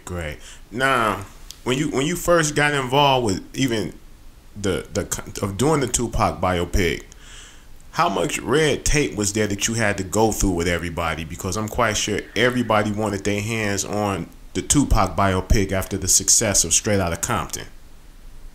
But see, here's the thing. I did this before there was. Let's be clear. Right. When I took on the 2Pac project, there was no Notorious. Right. There was no Straight Outta Compton. There was no belief in these type of projects. That's what I want everybody to understand that. There wasn't. They couldn't even think about it logically. They didn't think that it would even be that. There was no example for this format yet. You understand what I'm saying? So when I first initially, there really wasn't red tape initially, right? Because there wasn't even like a huge demand. Because we could say, "Oh, this 2Pac is going to be big. 2Pac is going to be big," but the people that cut the checks, that would have to spend the actual. I didn't have $30 million, 32, 35, 48. I didn't have it. Then understand from 1996 to 2008, 2009. Nothing had moved with the project, or there was no inclination of a project. It could be talked about, spoke about, but it actually could have been. If it could have been done, it would have been done. Right. Somebody, if all these people that say, oh, well, I was going to get this and I was going to get that, you got to understand, it's kind of amazing, right, that nobody got this done, and then as soon as I get it done, now everybody got something to say. But people had almost 15, 18 years to make the picture. So out of the 18 years, you saying, oh, I was going to do that. You know, it's like somebody have a great idea, be like, oh, I almost had it, but you didn't. Right. You know what I'm saying? So you could, like me, I would have supported anybody who got it done. It's not about me. You know, I'm not self-serving like that. I want to see all of these pictures being made. Like somebody from my conversation and from the examples that I set, I want people to say, oh, yeah, I got the Sam Cooke story going. I have this going. I want our people, you know what I'm saying, to be making pictures. Like, I want to force Hollywood to put a black executive in each studio. Like, it should be a demand that every studio should have at least one or two black executives. And it's a damn shame I'm saying one or two. But it's like, I walk around these back lots, I don't see us. Right. They don't represent anything of us. And we sit there and we'll talk about each other. Like, with All Eyes on Me. Yes, sir. All these other movies that are coming out, none of them have the fucking conversation back and forth and this person trying to hate on it, this person trying to do this. Every other film gets to go cleanly through the system. Yes. And people take their money and go in there by the end, they're happy. But the one fucking movie that we got coming out, there's only one black picture coming this year. And of an icon. Right. Of somebody great. Instead of celebrating the greatness that I got a black director, okay? It's a black producer. Right. All black cast, damn near. All black crews, you know what I'm saying? From black people everywhere. Yes. In Hollywood. On a major success. Why we wouldn't celebrate? That's Pac's vision. He said that it's going to be people in first class and doing this because of your boy. He gave his life so that we may live. You know what I'm saying? I ain't trying to get biblical on you, but I'm saying you got to understand what his thought pattern was, what he envisioned, what he saw life, and where his life was sacrificed in his eyes. You know what I'm saying? For he fought for being real. So when I get very passionate and a little upset when people don't understand who's controlling and like if anybody was to want to hurt this film, what is it gonna get you? Nothing. You know what I'm saying? It's gonna give Hollywood a reason to say, I told you, 2Pac didn't work, so why would I make anything else? So now, where music is on the downslide for a monetary scenario, now this whole new system that I've created for black people to eat and people to rejuvenate their catalogs and work again and do certain things so that our kids can go up to some of the finer institutions and different things, it's been taken away. Once again, it's slavery on a whole nother level, and we sit here and we'll go against each other, but we won't never name the person who's really in fucking charge and who's really throwing the monkey wrench in the whole game because we getting brainwashed, you know what I'm saying? And people are so caught up into nonsense where it's like I told one of my homies from the hood, you can have the same ice cream that Baskin Robbins has. But just because you're a black man trying to sell ice cream, there's going to be some negative niggas that say, I mean, anybody going to eat that ice cream? This ice cream probably this and probably that. Yep. What? It's the same ice cream. You're right. But we're so programmed with the slave mentality that we want to tear each other down so much. So I often just try to call for just try one time of sticking together on something. That's why I say it's not just a movie, it's a movement. Then people say, oh, well, they got rich and they did. Man, I leveraged everything that I had to make this movie. I liken it to Robert Townsend, what he had to do for Hollywood Shuffle. Right. They didn't believe. So you got to understand, like, before the investment and before my investors even kicked in, they didn't believe all the way. They had to be convinced. They don't know. The people that run Hollywood, they 80-year-old white people or 70-year-old, you know what I mean? Like, they don't get it.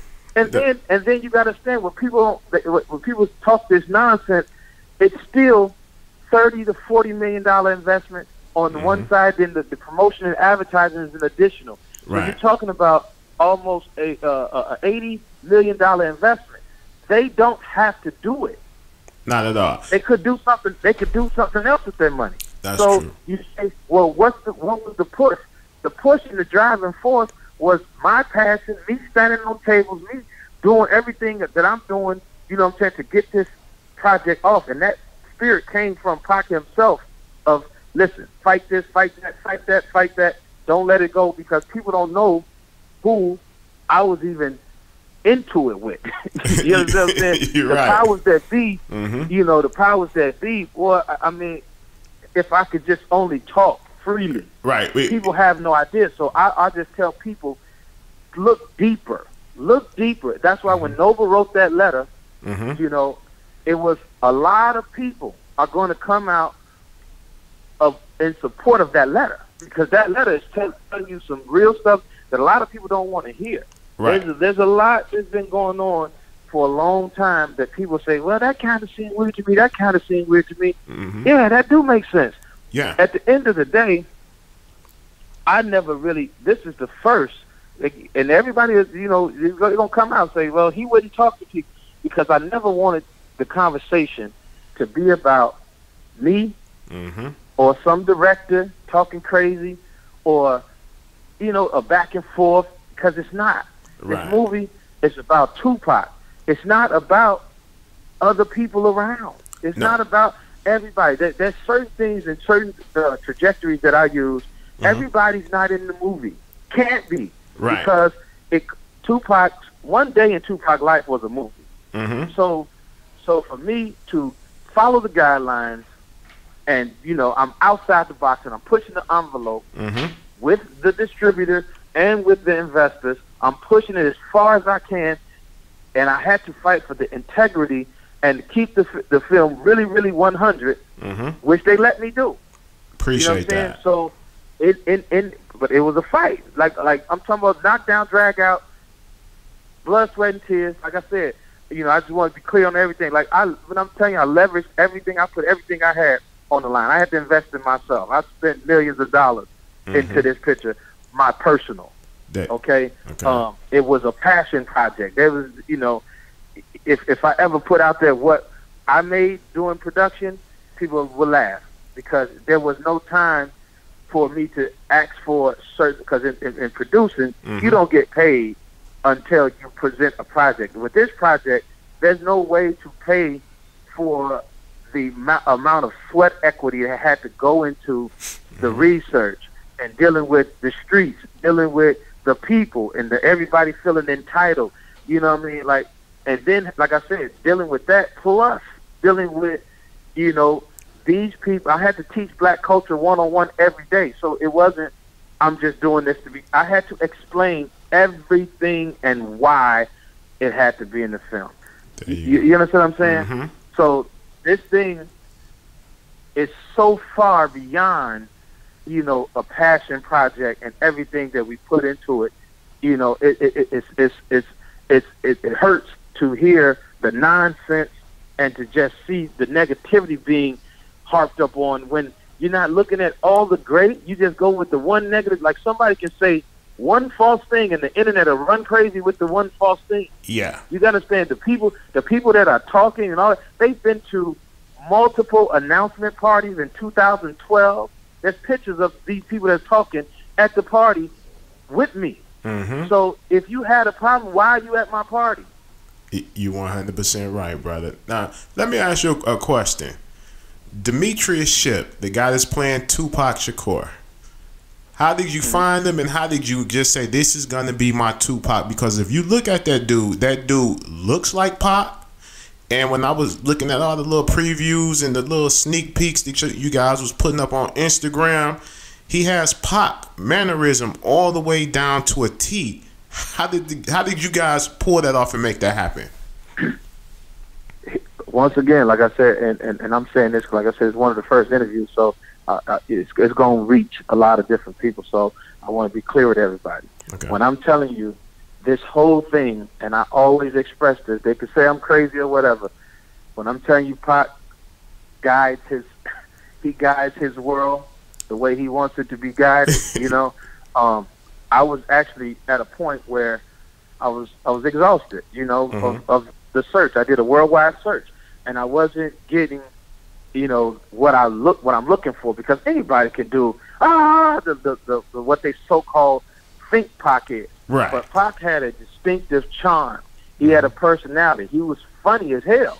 Yes. And he was charming. And when he walked into the room, he would control the room, not because he was loud and boisterous, because what he said, he made you engage with them. He made you compel with them. So when he was talking about, he could be dead, Tupac could be dead wrong, but he would almost convince you that he's not, because of his persuasiveness and his charm. So I was looking for that light that was in Tupac's eyes. Everything was in the eyes. And I didn't want a makeup job. You know what I'm saying? So even going to him, there were people, and I'm going to put this out there. Michael B. Jordan is a tremendous actor. Right. All right? I mean, I'm talking about incredible. I love the kid. And he's a friend of mine. But he is not Tupac. Right. Not at all. The world would have killed me, because that was being pushed up on me from quote unquote people that the higher ups. That was one of the arguments that people were saying, that I did this and I did that. I could not let that happen. Right.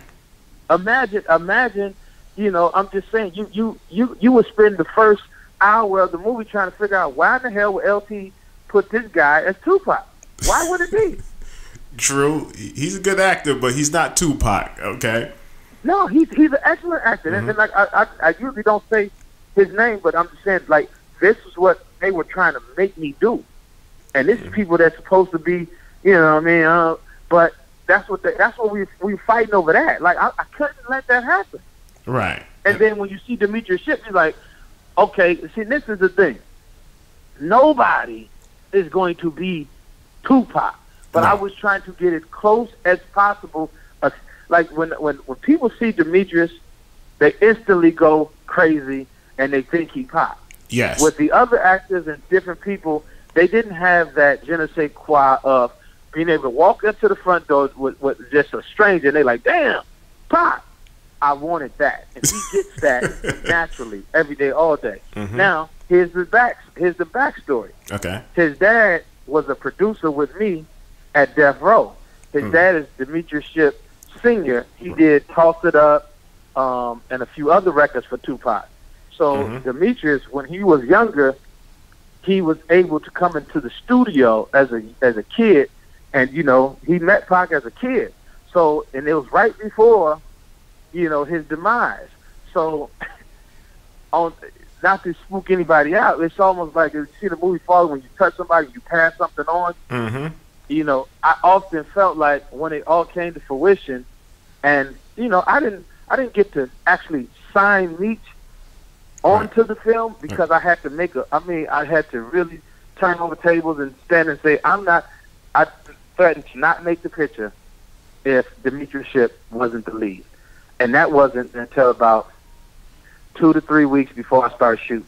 Right. Now, I had him being prepped with teachers.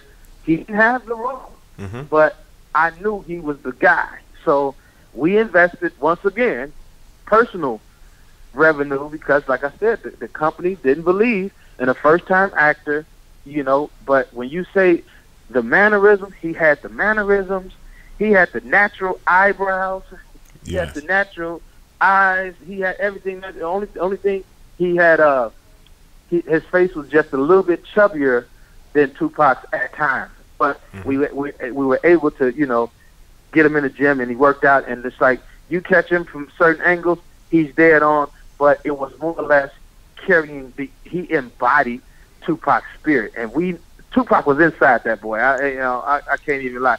Like, he embodied everything. It was things that you could not teach him, that he just did, that was so, like, you would sit and talk to him, and he started doing his hands just like Pac would do his hands. His everything, and that's what we wanted to capture for, the leading guy, to not be a distraction, but be an additive, so you can really sink into his world and find the part of it that makes all the sense to you. But if you're distracted by what you're seeing aesthetically, you're not going to be able to get into Pac's spirit and Pac's message and the things that we're trying to convey with this picture.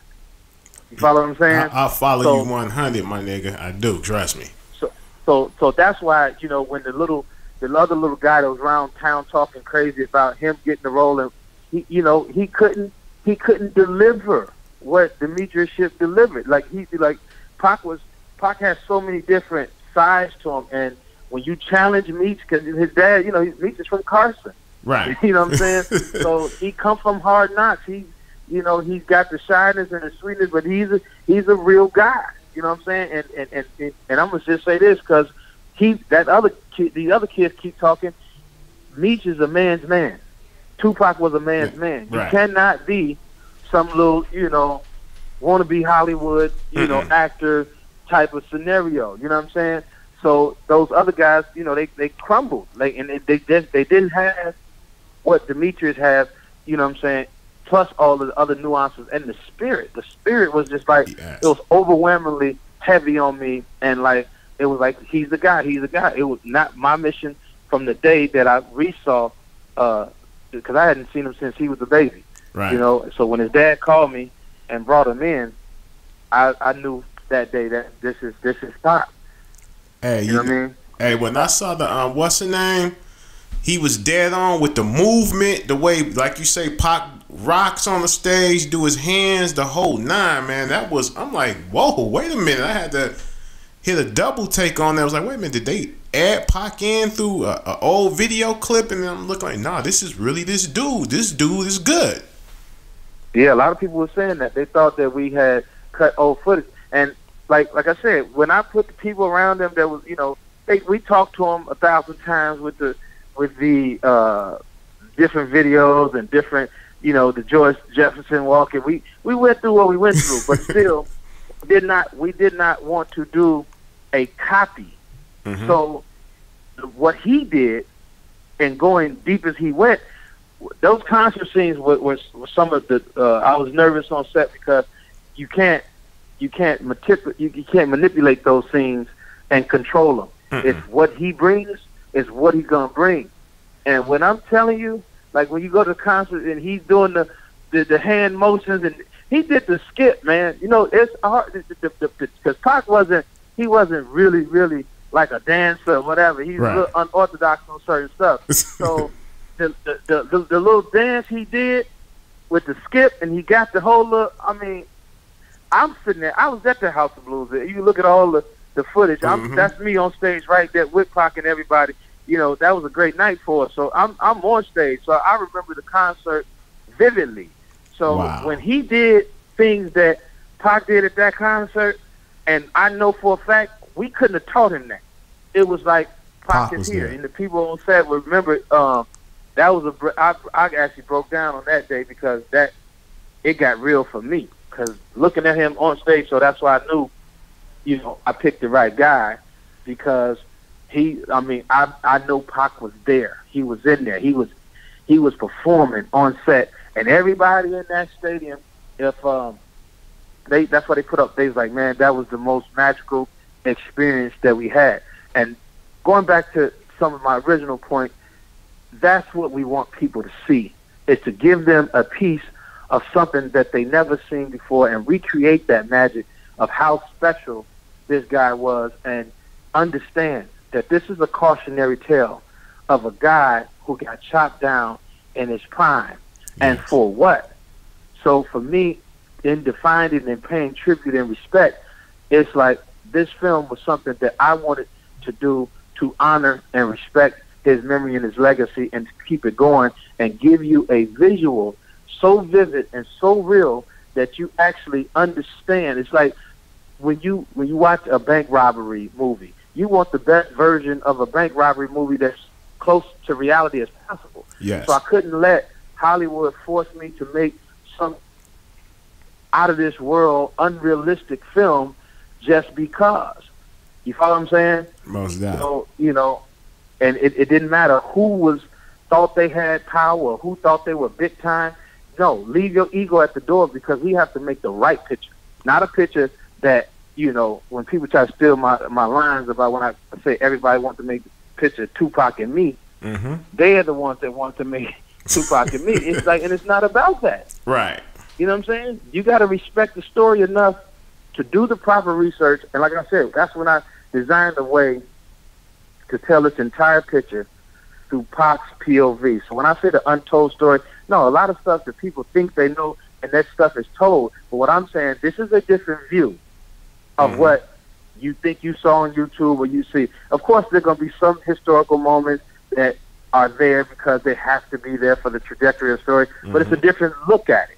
You know what I'm saying? You actually seeing it, you know, in a cinematography way on screen, and it's replayed, you know, to the you're there. So this is a look in the window, you know, for most people who never would ever see this world or wasn't even born about this world. So I just, you know, Demetrius Shipp gave me the most authentic 2Pac out of all of the thousands of people that I saw. So when they say, well, his voice is this, listen, it don't matter. When you watch the movie, what I'm saying, but like you watching a trailer or a clip here or a clip there, I don't know what quality they watching it on, but he sound like Pac. You know what I mean? He got that, he has that too. You'll see it in the film. But, you know, the people that's just throwing stuff out there, they already want to hate, and that's fine too. Like I said, everybody's not going to be a 2Pac supporter. That's fine. But 100%. Anybody, you're right. Yeah, anybody that's going against and wants this film to not do well in the sense of, because for me, when people say I'm just going bootleg, and I'm like, that's fine, because no, don't do I'm that. not out for monetary gain. You gonna watch it, and you gonna watch it, you gonna get the message. So okay, long as you watch it, I still won, because I just want you to watch it and receive it. Let me say this: my viewers on YouTube and my listeners on podcast, I don't want none of you guys to go watch a bootleg. I want you guys to go in and watch this movie at the theater. Pay for your ticket. Do not bootleg this movie. I want you guys to go see this. I want the money to go where the money's supposed to go. That night, fuck the bootleggers. The bootleggers should not get paid off of this movie. Even though, like you said, you just want them to see the movie. That's cool too, but let's not hurt the legacy. Let's make this movie a success, like Straight Outta Compton was a success. Let's do that.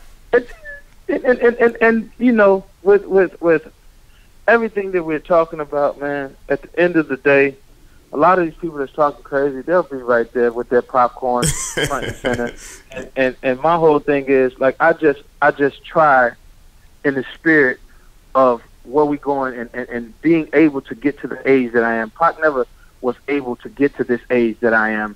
And I know that he would be doing the same thing that I'm doing on the positive side, because his spark, you know, to make people change their lives actually saved our lives. That's you know true. what I mean? So, you know, we owe it to him not to perpetuate the nonsense, but to project positivity and use our situation in our life as a beacon of light to those who feel hopeless at this point. You know, we got a lot going on in Chicago, a lot going on in LA.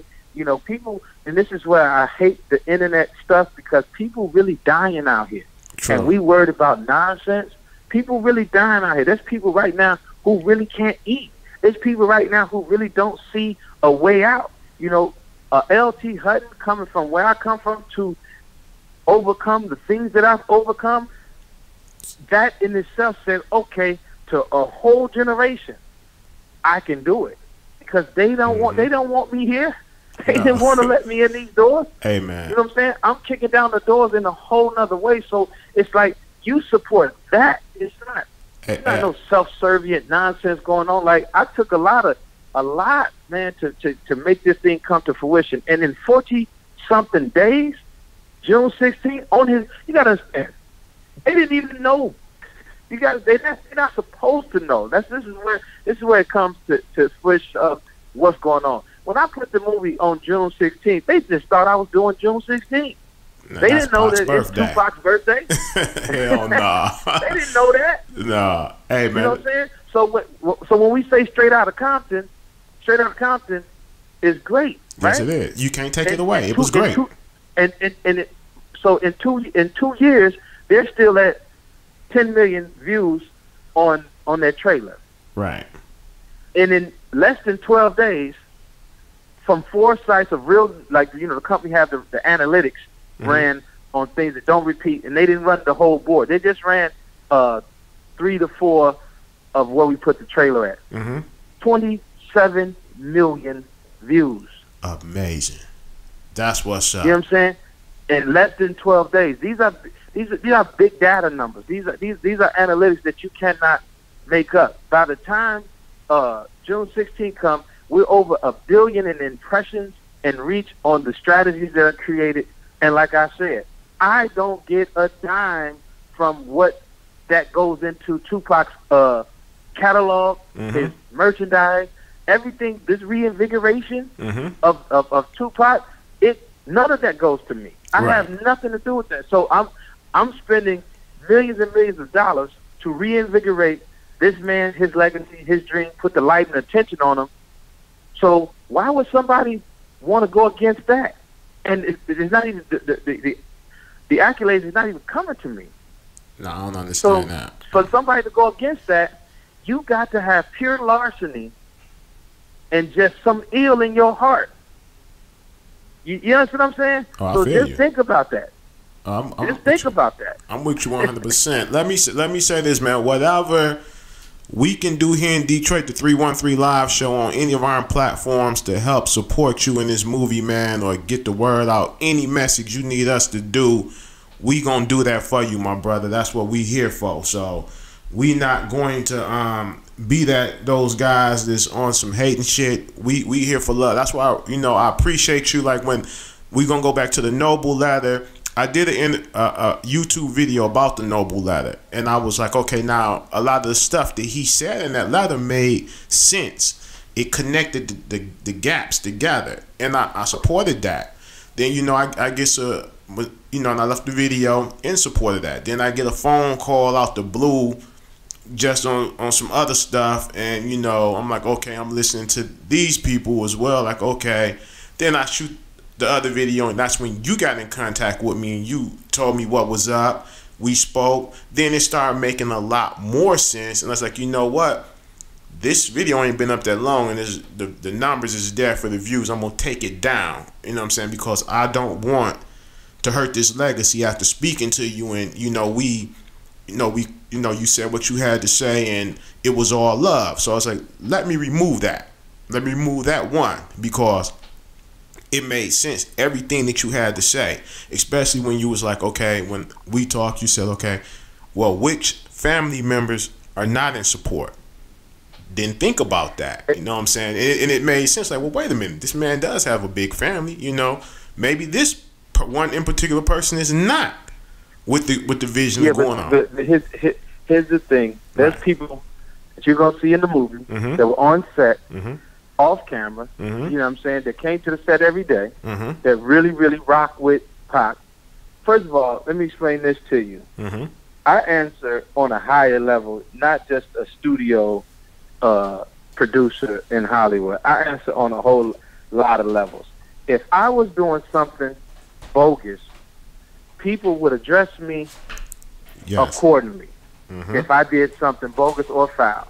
The reason why nobody's come at me like that, because they know the inside and what really going on.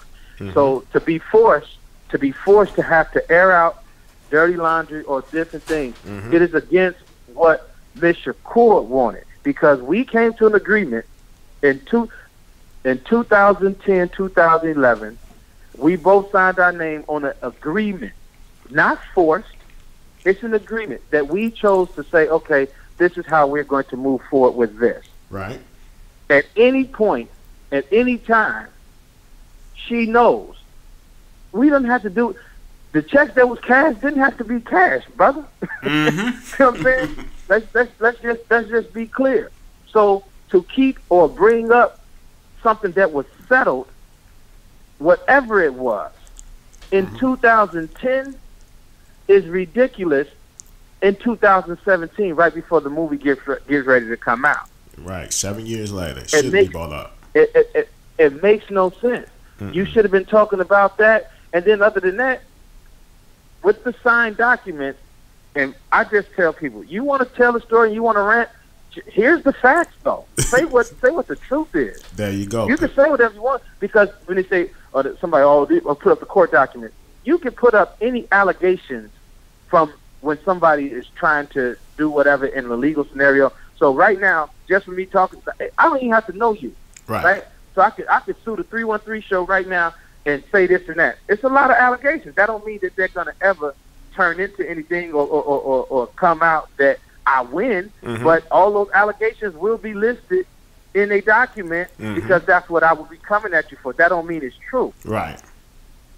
Now, let me You ask, understand what I'm saying? I feel you 100%. I feel you 100%. And that's the truth. Let me ask you a question. One more question. Because now, when I was looking at Demetrius shit, because, man, this brother looks so much like Tupac, man, for real. He does, people. I saw his interview, and he was talking about the last scene I want to say you guys shot was the Vegas scene, and y'all was in Atlanta, I do believe. And No, we was actually in Vegas. Oh, in Vegas, okay. When you guys were in Vegas, and you did the shooting scene, and he said when he came from that scene, got done shooting that scene, his mother was on set that day. He said her eyes was red after seeing that scene of Pac getting gunned down. It's like she was crying. When you were there as well, what was that like for you, just to have to relive that? I mean, just to put that moment together. That part in the movie, because like I said, you know, everybody is coming out telling these stories. You know, this Frank Alexander, multiple people, because there's a whole lot to the story. Right. But multiple people firsthand experience, because I didn't go to Vegas that night, but my POV comes from the firsthand, multiples of what really happened and how it happened and the timing. So for the people that were there were in Vegas with me also as I was recreating that scene. And I put a lot of emphasis on that scene for the simple fact, the cautionary tale of all of the nonsense, and like I tell Instagrams and social media, you're gonna have to be responsible for some of this nonsense you're saying one day. You can get found out. So there's a price to pay. So, you know, that end scene hopefully is the altar call or that call to change. You know what I'm saying? You've watched this whole ride, and you with him at this point, and when that scene happens, man, for me, like, it's still, even in editing, you know, we mixing sound right now, I have to really walk away and turn like that. The scene get me every time. You know what I'm saying? Wow. So it's hard because I know what we lost. Right. And what I tried to do with the entire film is not make you forgive some of the naivetes, but to try to give you an inside window and a look to understand this guy. Because there's going to be people that walk in the theater saying, oh, this is about Pac, this is about Pac. And this movie is not trying to convince you of anything. But with this information that you receive in this movie, if you still have that, then you weren't trying to figure who this guy was anyway. You understand what I'm saying? Right. My thing is to give you a clear path and an understanding of what made Tupac, which once again goes back to my original statement. There's a reason why I couldn't take a bunch of stories that people just want to tell about Tupac and make that the movie, because that wouldn't be a Tupac story. That would be other people's story. You're right. So a lot of people was you know, maybe, oh, I wasn't here. No, you wasn't in this trajectory because this trajectory comes from Tupac. If I can't pull the actual audio line from Tupac, it didn't go in the movie 80, say about 90%. Right. You know what I'm saying? So because there is a 10% of certain things I have to fill in for nuances and just different things, and comprise a few people, make the managers instead of 4 managers. They're all compressed into 1 manager because I just can't tell the story of 4 managers. You know what I'm right. saying? Got you.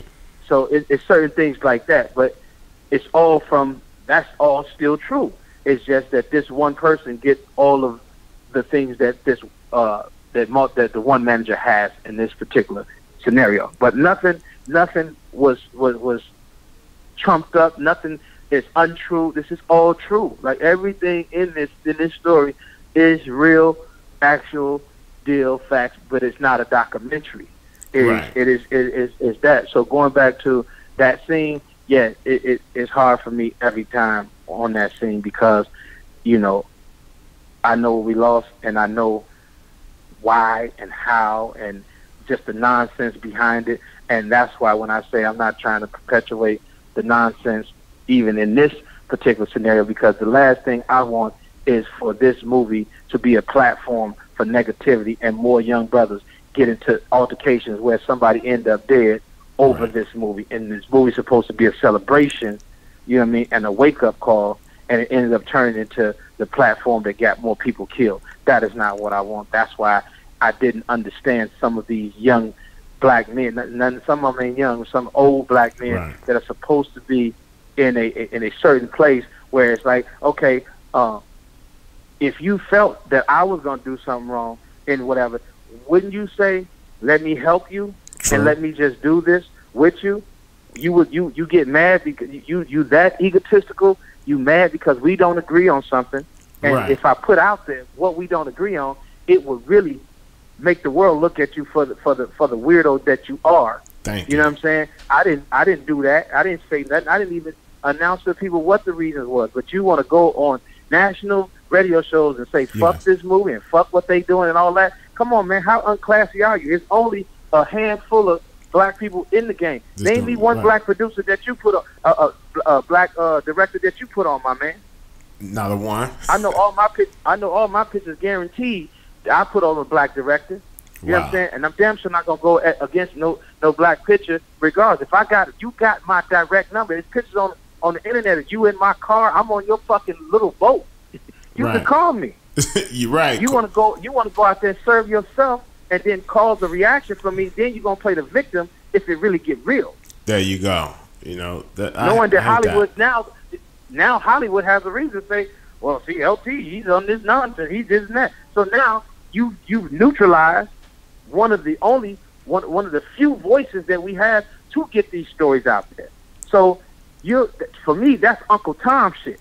Yeah, that's some sucker shit all day, and we ain't even gotta speak his name, but everybody else, they know who we talking about. But that is some sucker shit. But man, fuck that guy. Let's keep on doing this. Let me ask you a question, man. Give my audience, cause I've had the DOC on the show a couple times.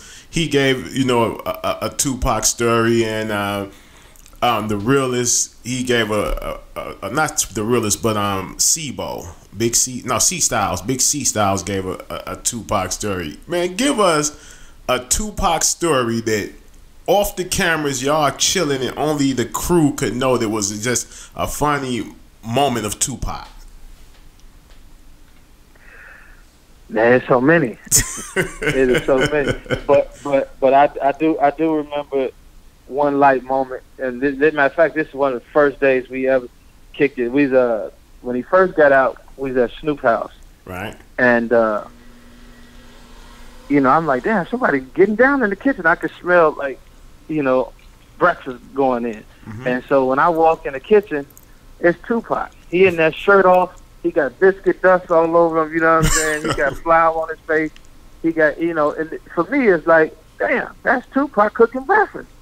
But he had made this huge mess. He had fucked the kitchen up. I mean, because he was just nasty, bro. Like, just everything was everywhere. And, everybody eating. So I'm still like, okay, this is Pac. We in the face-to-face, on the personal side. But who the fuck gonna clean his kitchen? You know what I'm saying? Because that's my whole thing to him. And he like, man, what? I said, man, you got to clean that up, brother. And he laughed like a motherfucker and was like, oh, you crazy as hell. I like this dude. You know what I'm saying? Because my thing is, we live here, man. It's a mansion, but we like that kitchen was fucked up. I mean, it's great that 2Pac is cooking and all that, but, bro, you got to clean that kitchen up, man. If we got to get into it about it, that's what's going to happen. But somebody got to clean this shit up. Was the food good, though? Was the food good? Yeah, he was decent, man. He was decent. He always liked to cook, but he just was a messy ass cook. So yeah, he was everything was good. I personally was just like, damn, why I have to start off with me and him like that? You know what I'm saying? Hold on. All right, yeah. So it was hilarious, man, and like I almost wanted to put like a few funny moments in there like that, but I didn't have the real estate in the film because I'm telling you, man, this man had powder. I mean, you should have saw him, man, because you know he dark skinned brother. He had flour on his face. He got the eggs whipping. You know, everybody in there smoking. It's just like, okay, this is wonderful. 2Pac cooked breakfast, but he fucked the kitchen up. So I got to go dress this nigga. You know what I'm saying? Most deaf, man. Hey, I know you got a lot to do, man, and I honestly, man, I really appreciate you giving us this podcast interview, man. I appreciate it with all love, man. Let me ask you one more question before we wrap this up, man. I'm watching a lot of, you know, internet stuff, like you say, is going on. All of a sudden, 2Pac is on fire. Since this movie is coming out, everybody want to say some negative shit about Pac.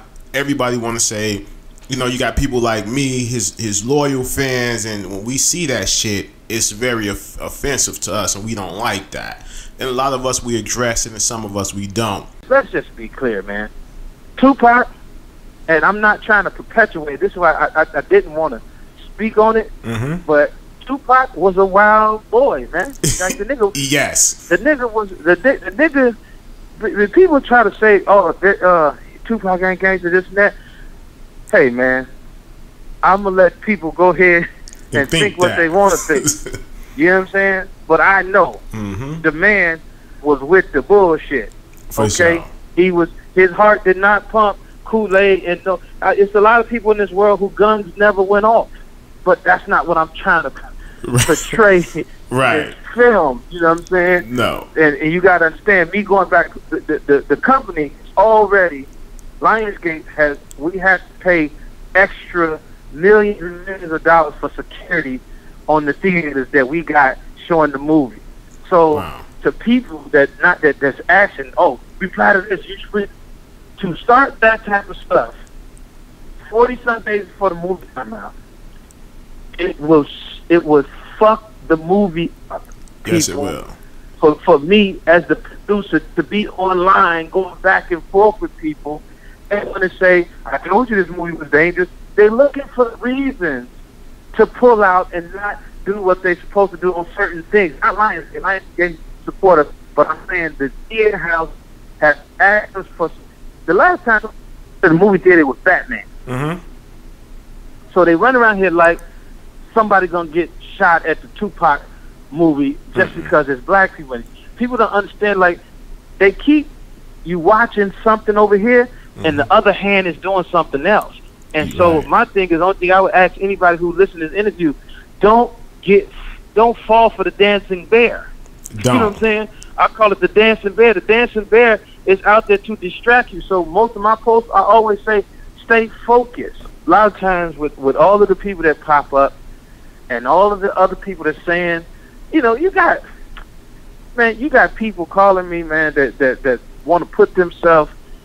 I'm like, why would you want that information out there? You want me to tell somebody that information? Nah. Like, you really want me to put this in the movie? Like, bro, like, are you kidding me?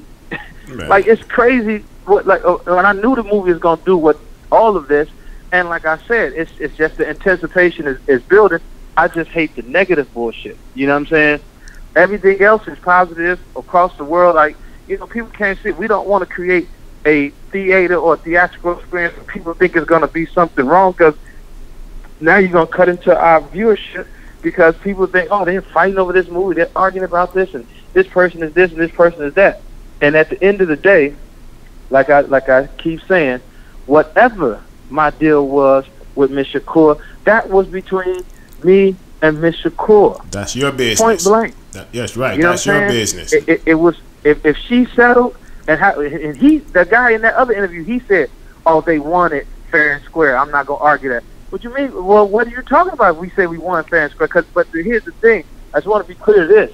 It wasn't about her, no way, shape, or form. Right. People like to say, oh, they went after her because, but that's not, I've watched this scenario change hands 5 or 6 times in the duration of me doing this film. Multiple people. And when I I can't even speak on it, but I'm just saying. We understand, brother.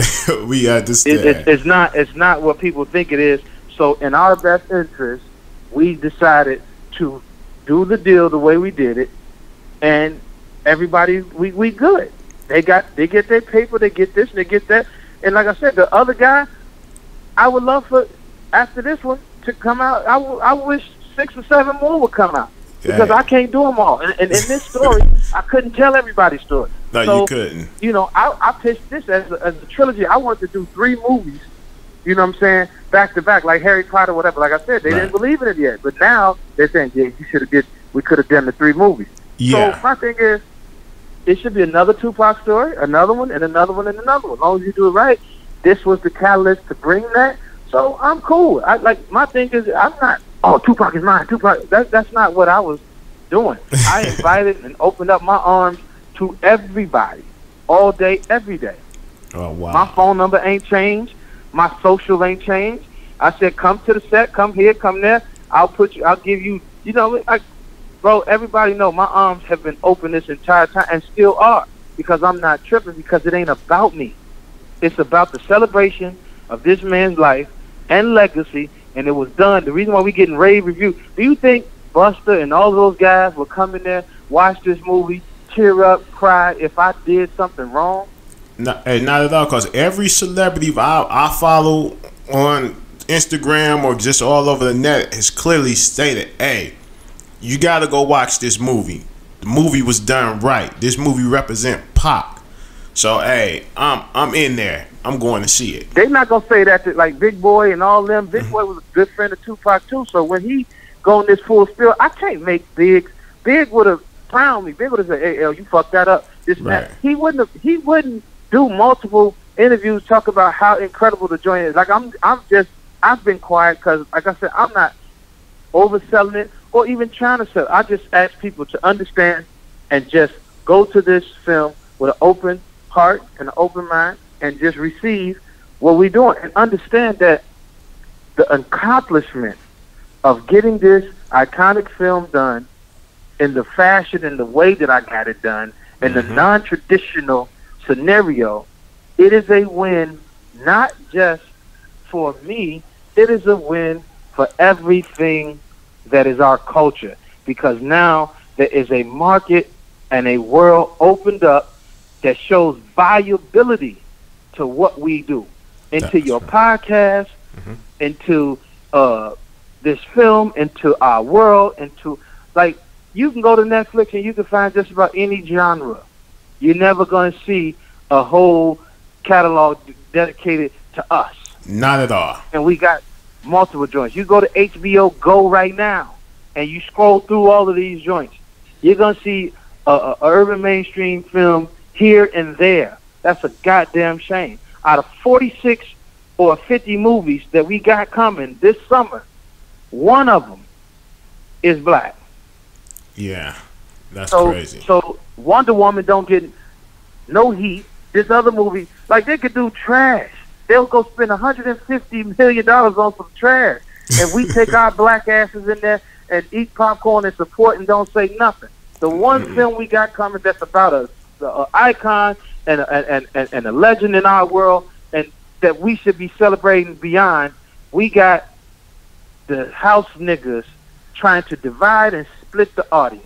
Yes, we do. How messed up is that in someone's mental? I've had films that I know for a fact I could just go and kill them because it would affect black people in a certain way. And like I said, I'm not racist, bro, but you got to understand, Hollywood is one of the most racist places ever, still to this day. We still, in 2017, this is what I want, excuse me for a second, because, when I talk, I got to say certain things. Say it, brother, say it. It's 2017, and here we are still saying the first black woman, the first black man, the first black to do something. In 2017, we still saying the first black because it hasn't been done. They haven't allowed us in the game like we needed to be. That's deep. 2017. We still saying the first black. That's deep. And then here's something that's getting ready to. I'm a force in Hollywood. I have a slate of pictures that's going to create new revenues, new star power, new entities, different things, different complexions. Like I saw Boomerang as a kid and said, okay, Eddie Murphy dressing smooth as hell in this movie. Yes, sir. I need to get my game tight from a film.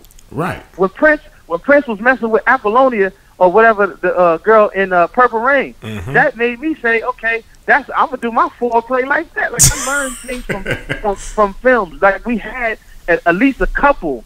You know what I'm saying? It's almost a shame that we got less now. That's true. Maybe 2 pictures a year. How the fuck is that? So anybody out there that's talking crazy about not going to see All Eyes on Me, hey, just understand what type of person you are.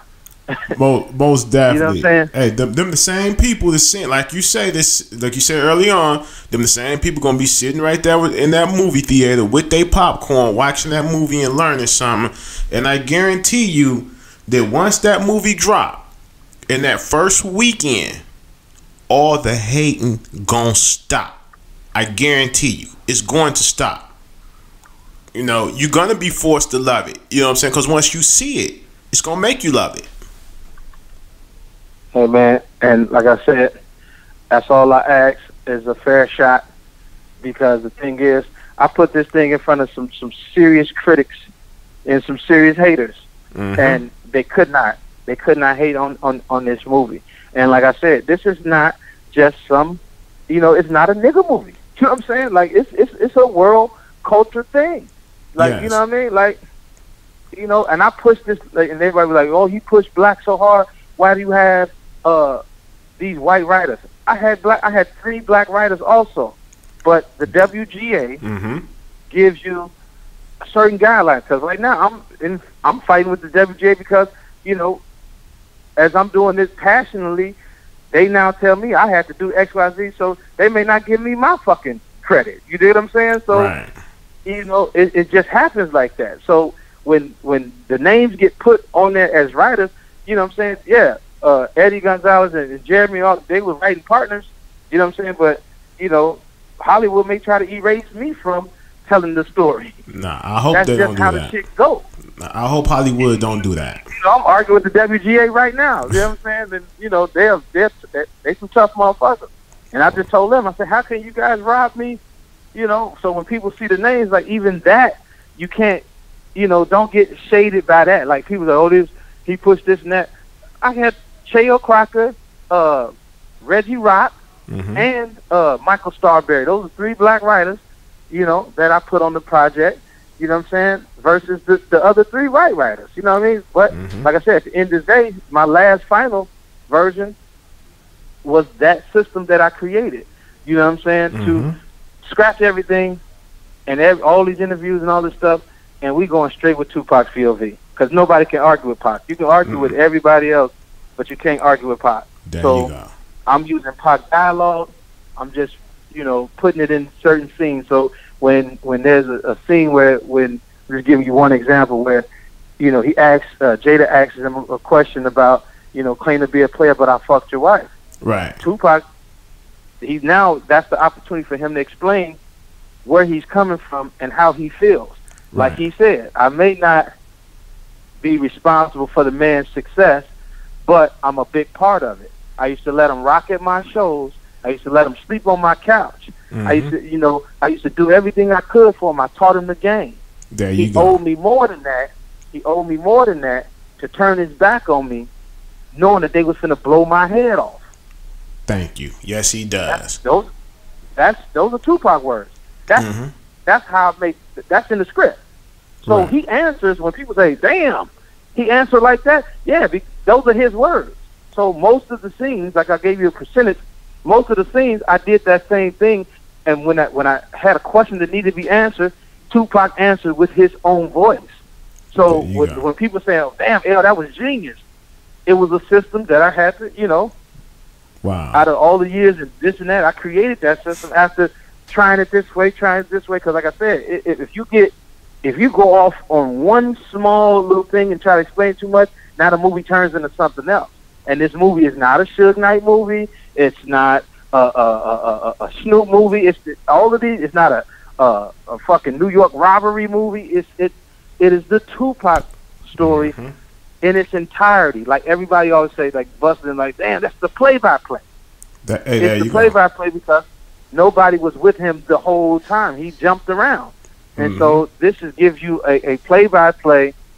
You know what I'm saying? Look into a world from people who actually know what the club smelled like, who know what the studio felt like. You know what I mean? Like, right. You know, I want people to watch this joint and be like, damn, I remember this summer. Like, I know what that feels like. Right.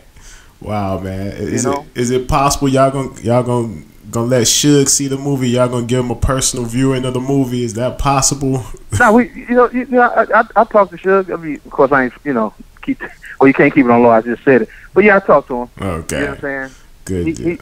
See, the thing is, and this is another thing. Let's just go with Suge.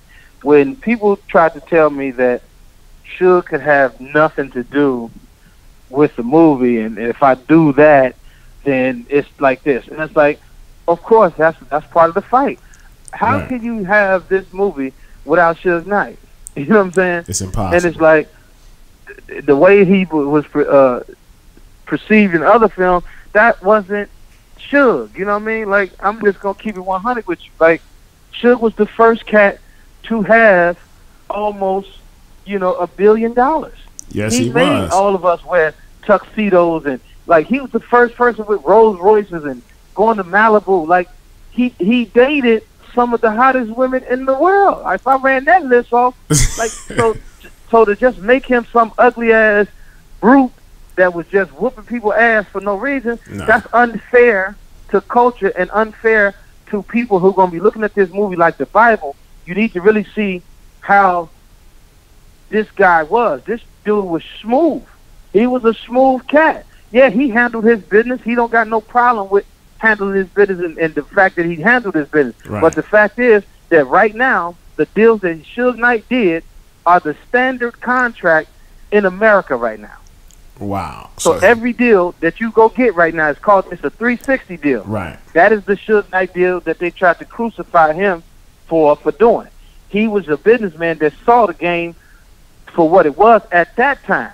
Right. And they didn't like it because he was a young black man. You get what I'm saying? Right. So, yeah, people got their ass whooped and they did certain... Yeah. Yeah, too much money, too smart.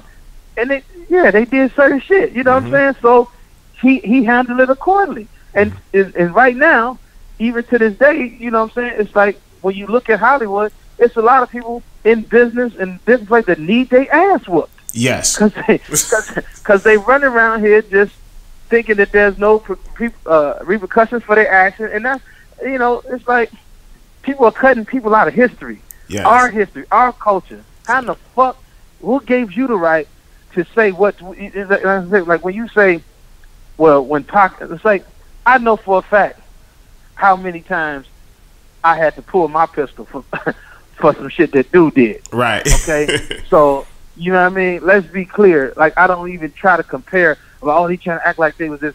Some of these people that be talking, I ain't never seen them. You know what I'm saying? In our tenure of every day, all day, because like I said, there was a moment where, our Can-Am studio, 24 hours a day, all day, every day. So when DJ quit and all of them said, well, shit, LT, bro, I was a fly on the wall. You dig what I'm saying? On a lot of different scenarios. So I was producing so much shit all day, every day. And the fact remains that, the Outlaws in the Dog Pound, we had this thing called Thug Pound because we were the crews. So I lived with Snoop. You know what I'm saying? They lived with Pac. Pac got an apartment in the same complex as Dog, 2 penthouses. So I would be up late at night, Pac right next door. He'll come knock on Dog here. No, Dog in the back of this and that. And we would sit up and chop up game. We'd go in the studio. He would clear the studio out, just me and L. We would sit in the studio, just work. And these are the last days. He just talking. I'm not knowing at the time that I'm going to be the one to make the motherfucking movie, but there was a lot of shit downloaded into me. You see what I'm saying? Most definitely. That I didn't even know what that was going to be. So at the end of the day, like, I wasn't no motherfucking Dr. Dre at Death Row at the time. You know what I'm saying? I'm at the studio every day because a lot of times I ain't have no place to go. Right. So I'm there observing every goddamn thing. I see everything that go on, all the famous stories. A lot of them told by me because I was there. Wow, that's you know what great. I'm saying? Most definitely. So when Suge say can't nobody talk about the death row story or making it because I'm going to deal with LT, it's the reason why Suge respect me the way he do. You dig what I'm saying? He knows where I come from. And when he say L's the face right now, like the tables turn. Like I really created myself from zero. You know what I mean? Wow. So it was like I got to see a lot of things that I'm able to utilize now. But if I didn't know zero, I'm a hip hop historian. I do proper research. My research game is impeccable. When I turn over the 2Pac Bible to people and they like, damn, they don't. Nobody knows everything. And like I said, I was versed into. I dug deep into years and years of research and different nuances to pull out the certain pieces that we need for the trajectory of this story that propels this story forward without going into nonsense and without dealing with the stuff that don't matter to this man's lifestyle and legacy. It's to give you a clear path for you to be able to say, wow, this guy was an amazing individual. That's why they made a movie about him. All the other stuff, it don't fucking matter. It don't fucking matter. 100% right. Yo, man. LT, so wait a minute. There is going to be a Death Row story movie coming. Or not? Hey, we're not going to talk about that right now. We'll leave that alone. The announcement coming because, like I said, I always had them designed to be, one comes, the next one comes, the next one comes. You know what I'm saying? And then another series will start that will launch those different scenarios. And if you notice, everybody got situations popping up right now. You know what I'm saying? Every A&E's you want to do this, BT's doing this. Everybody, all of a sudden, you know what I mean, got these different things.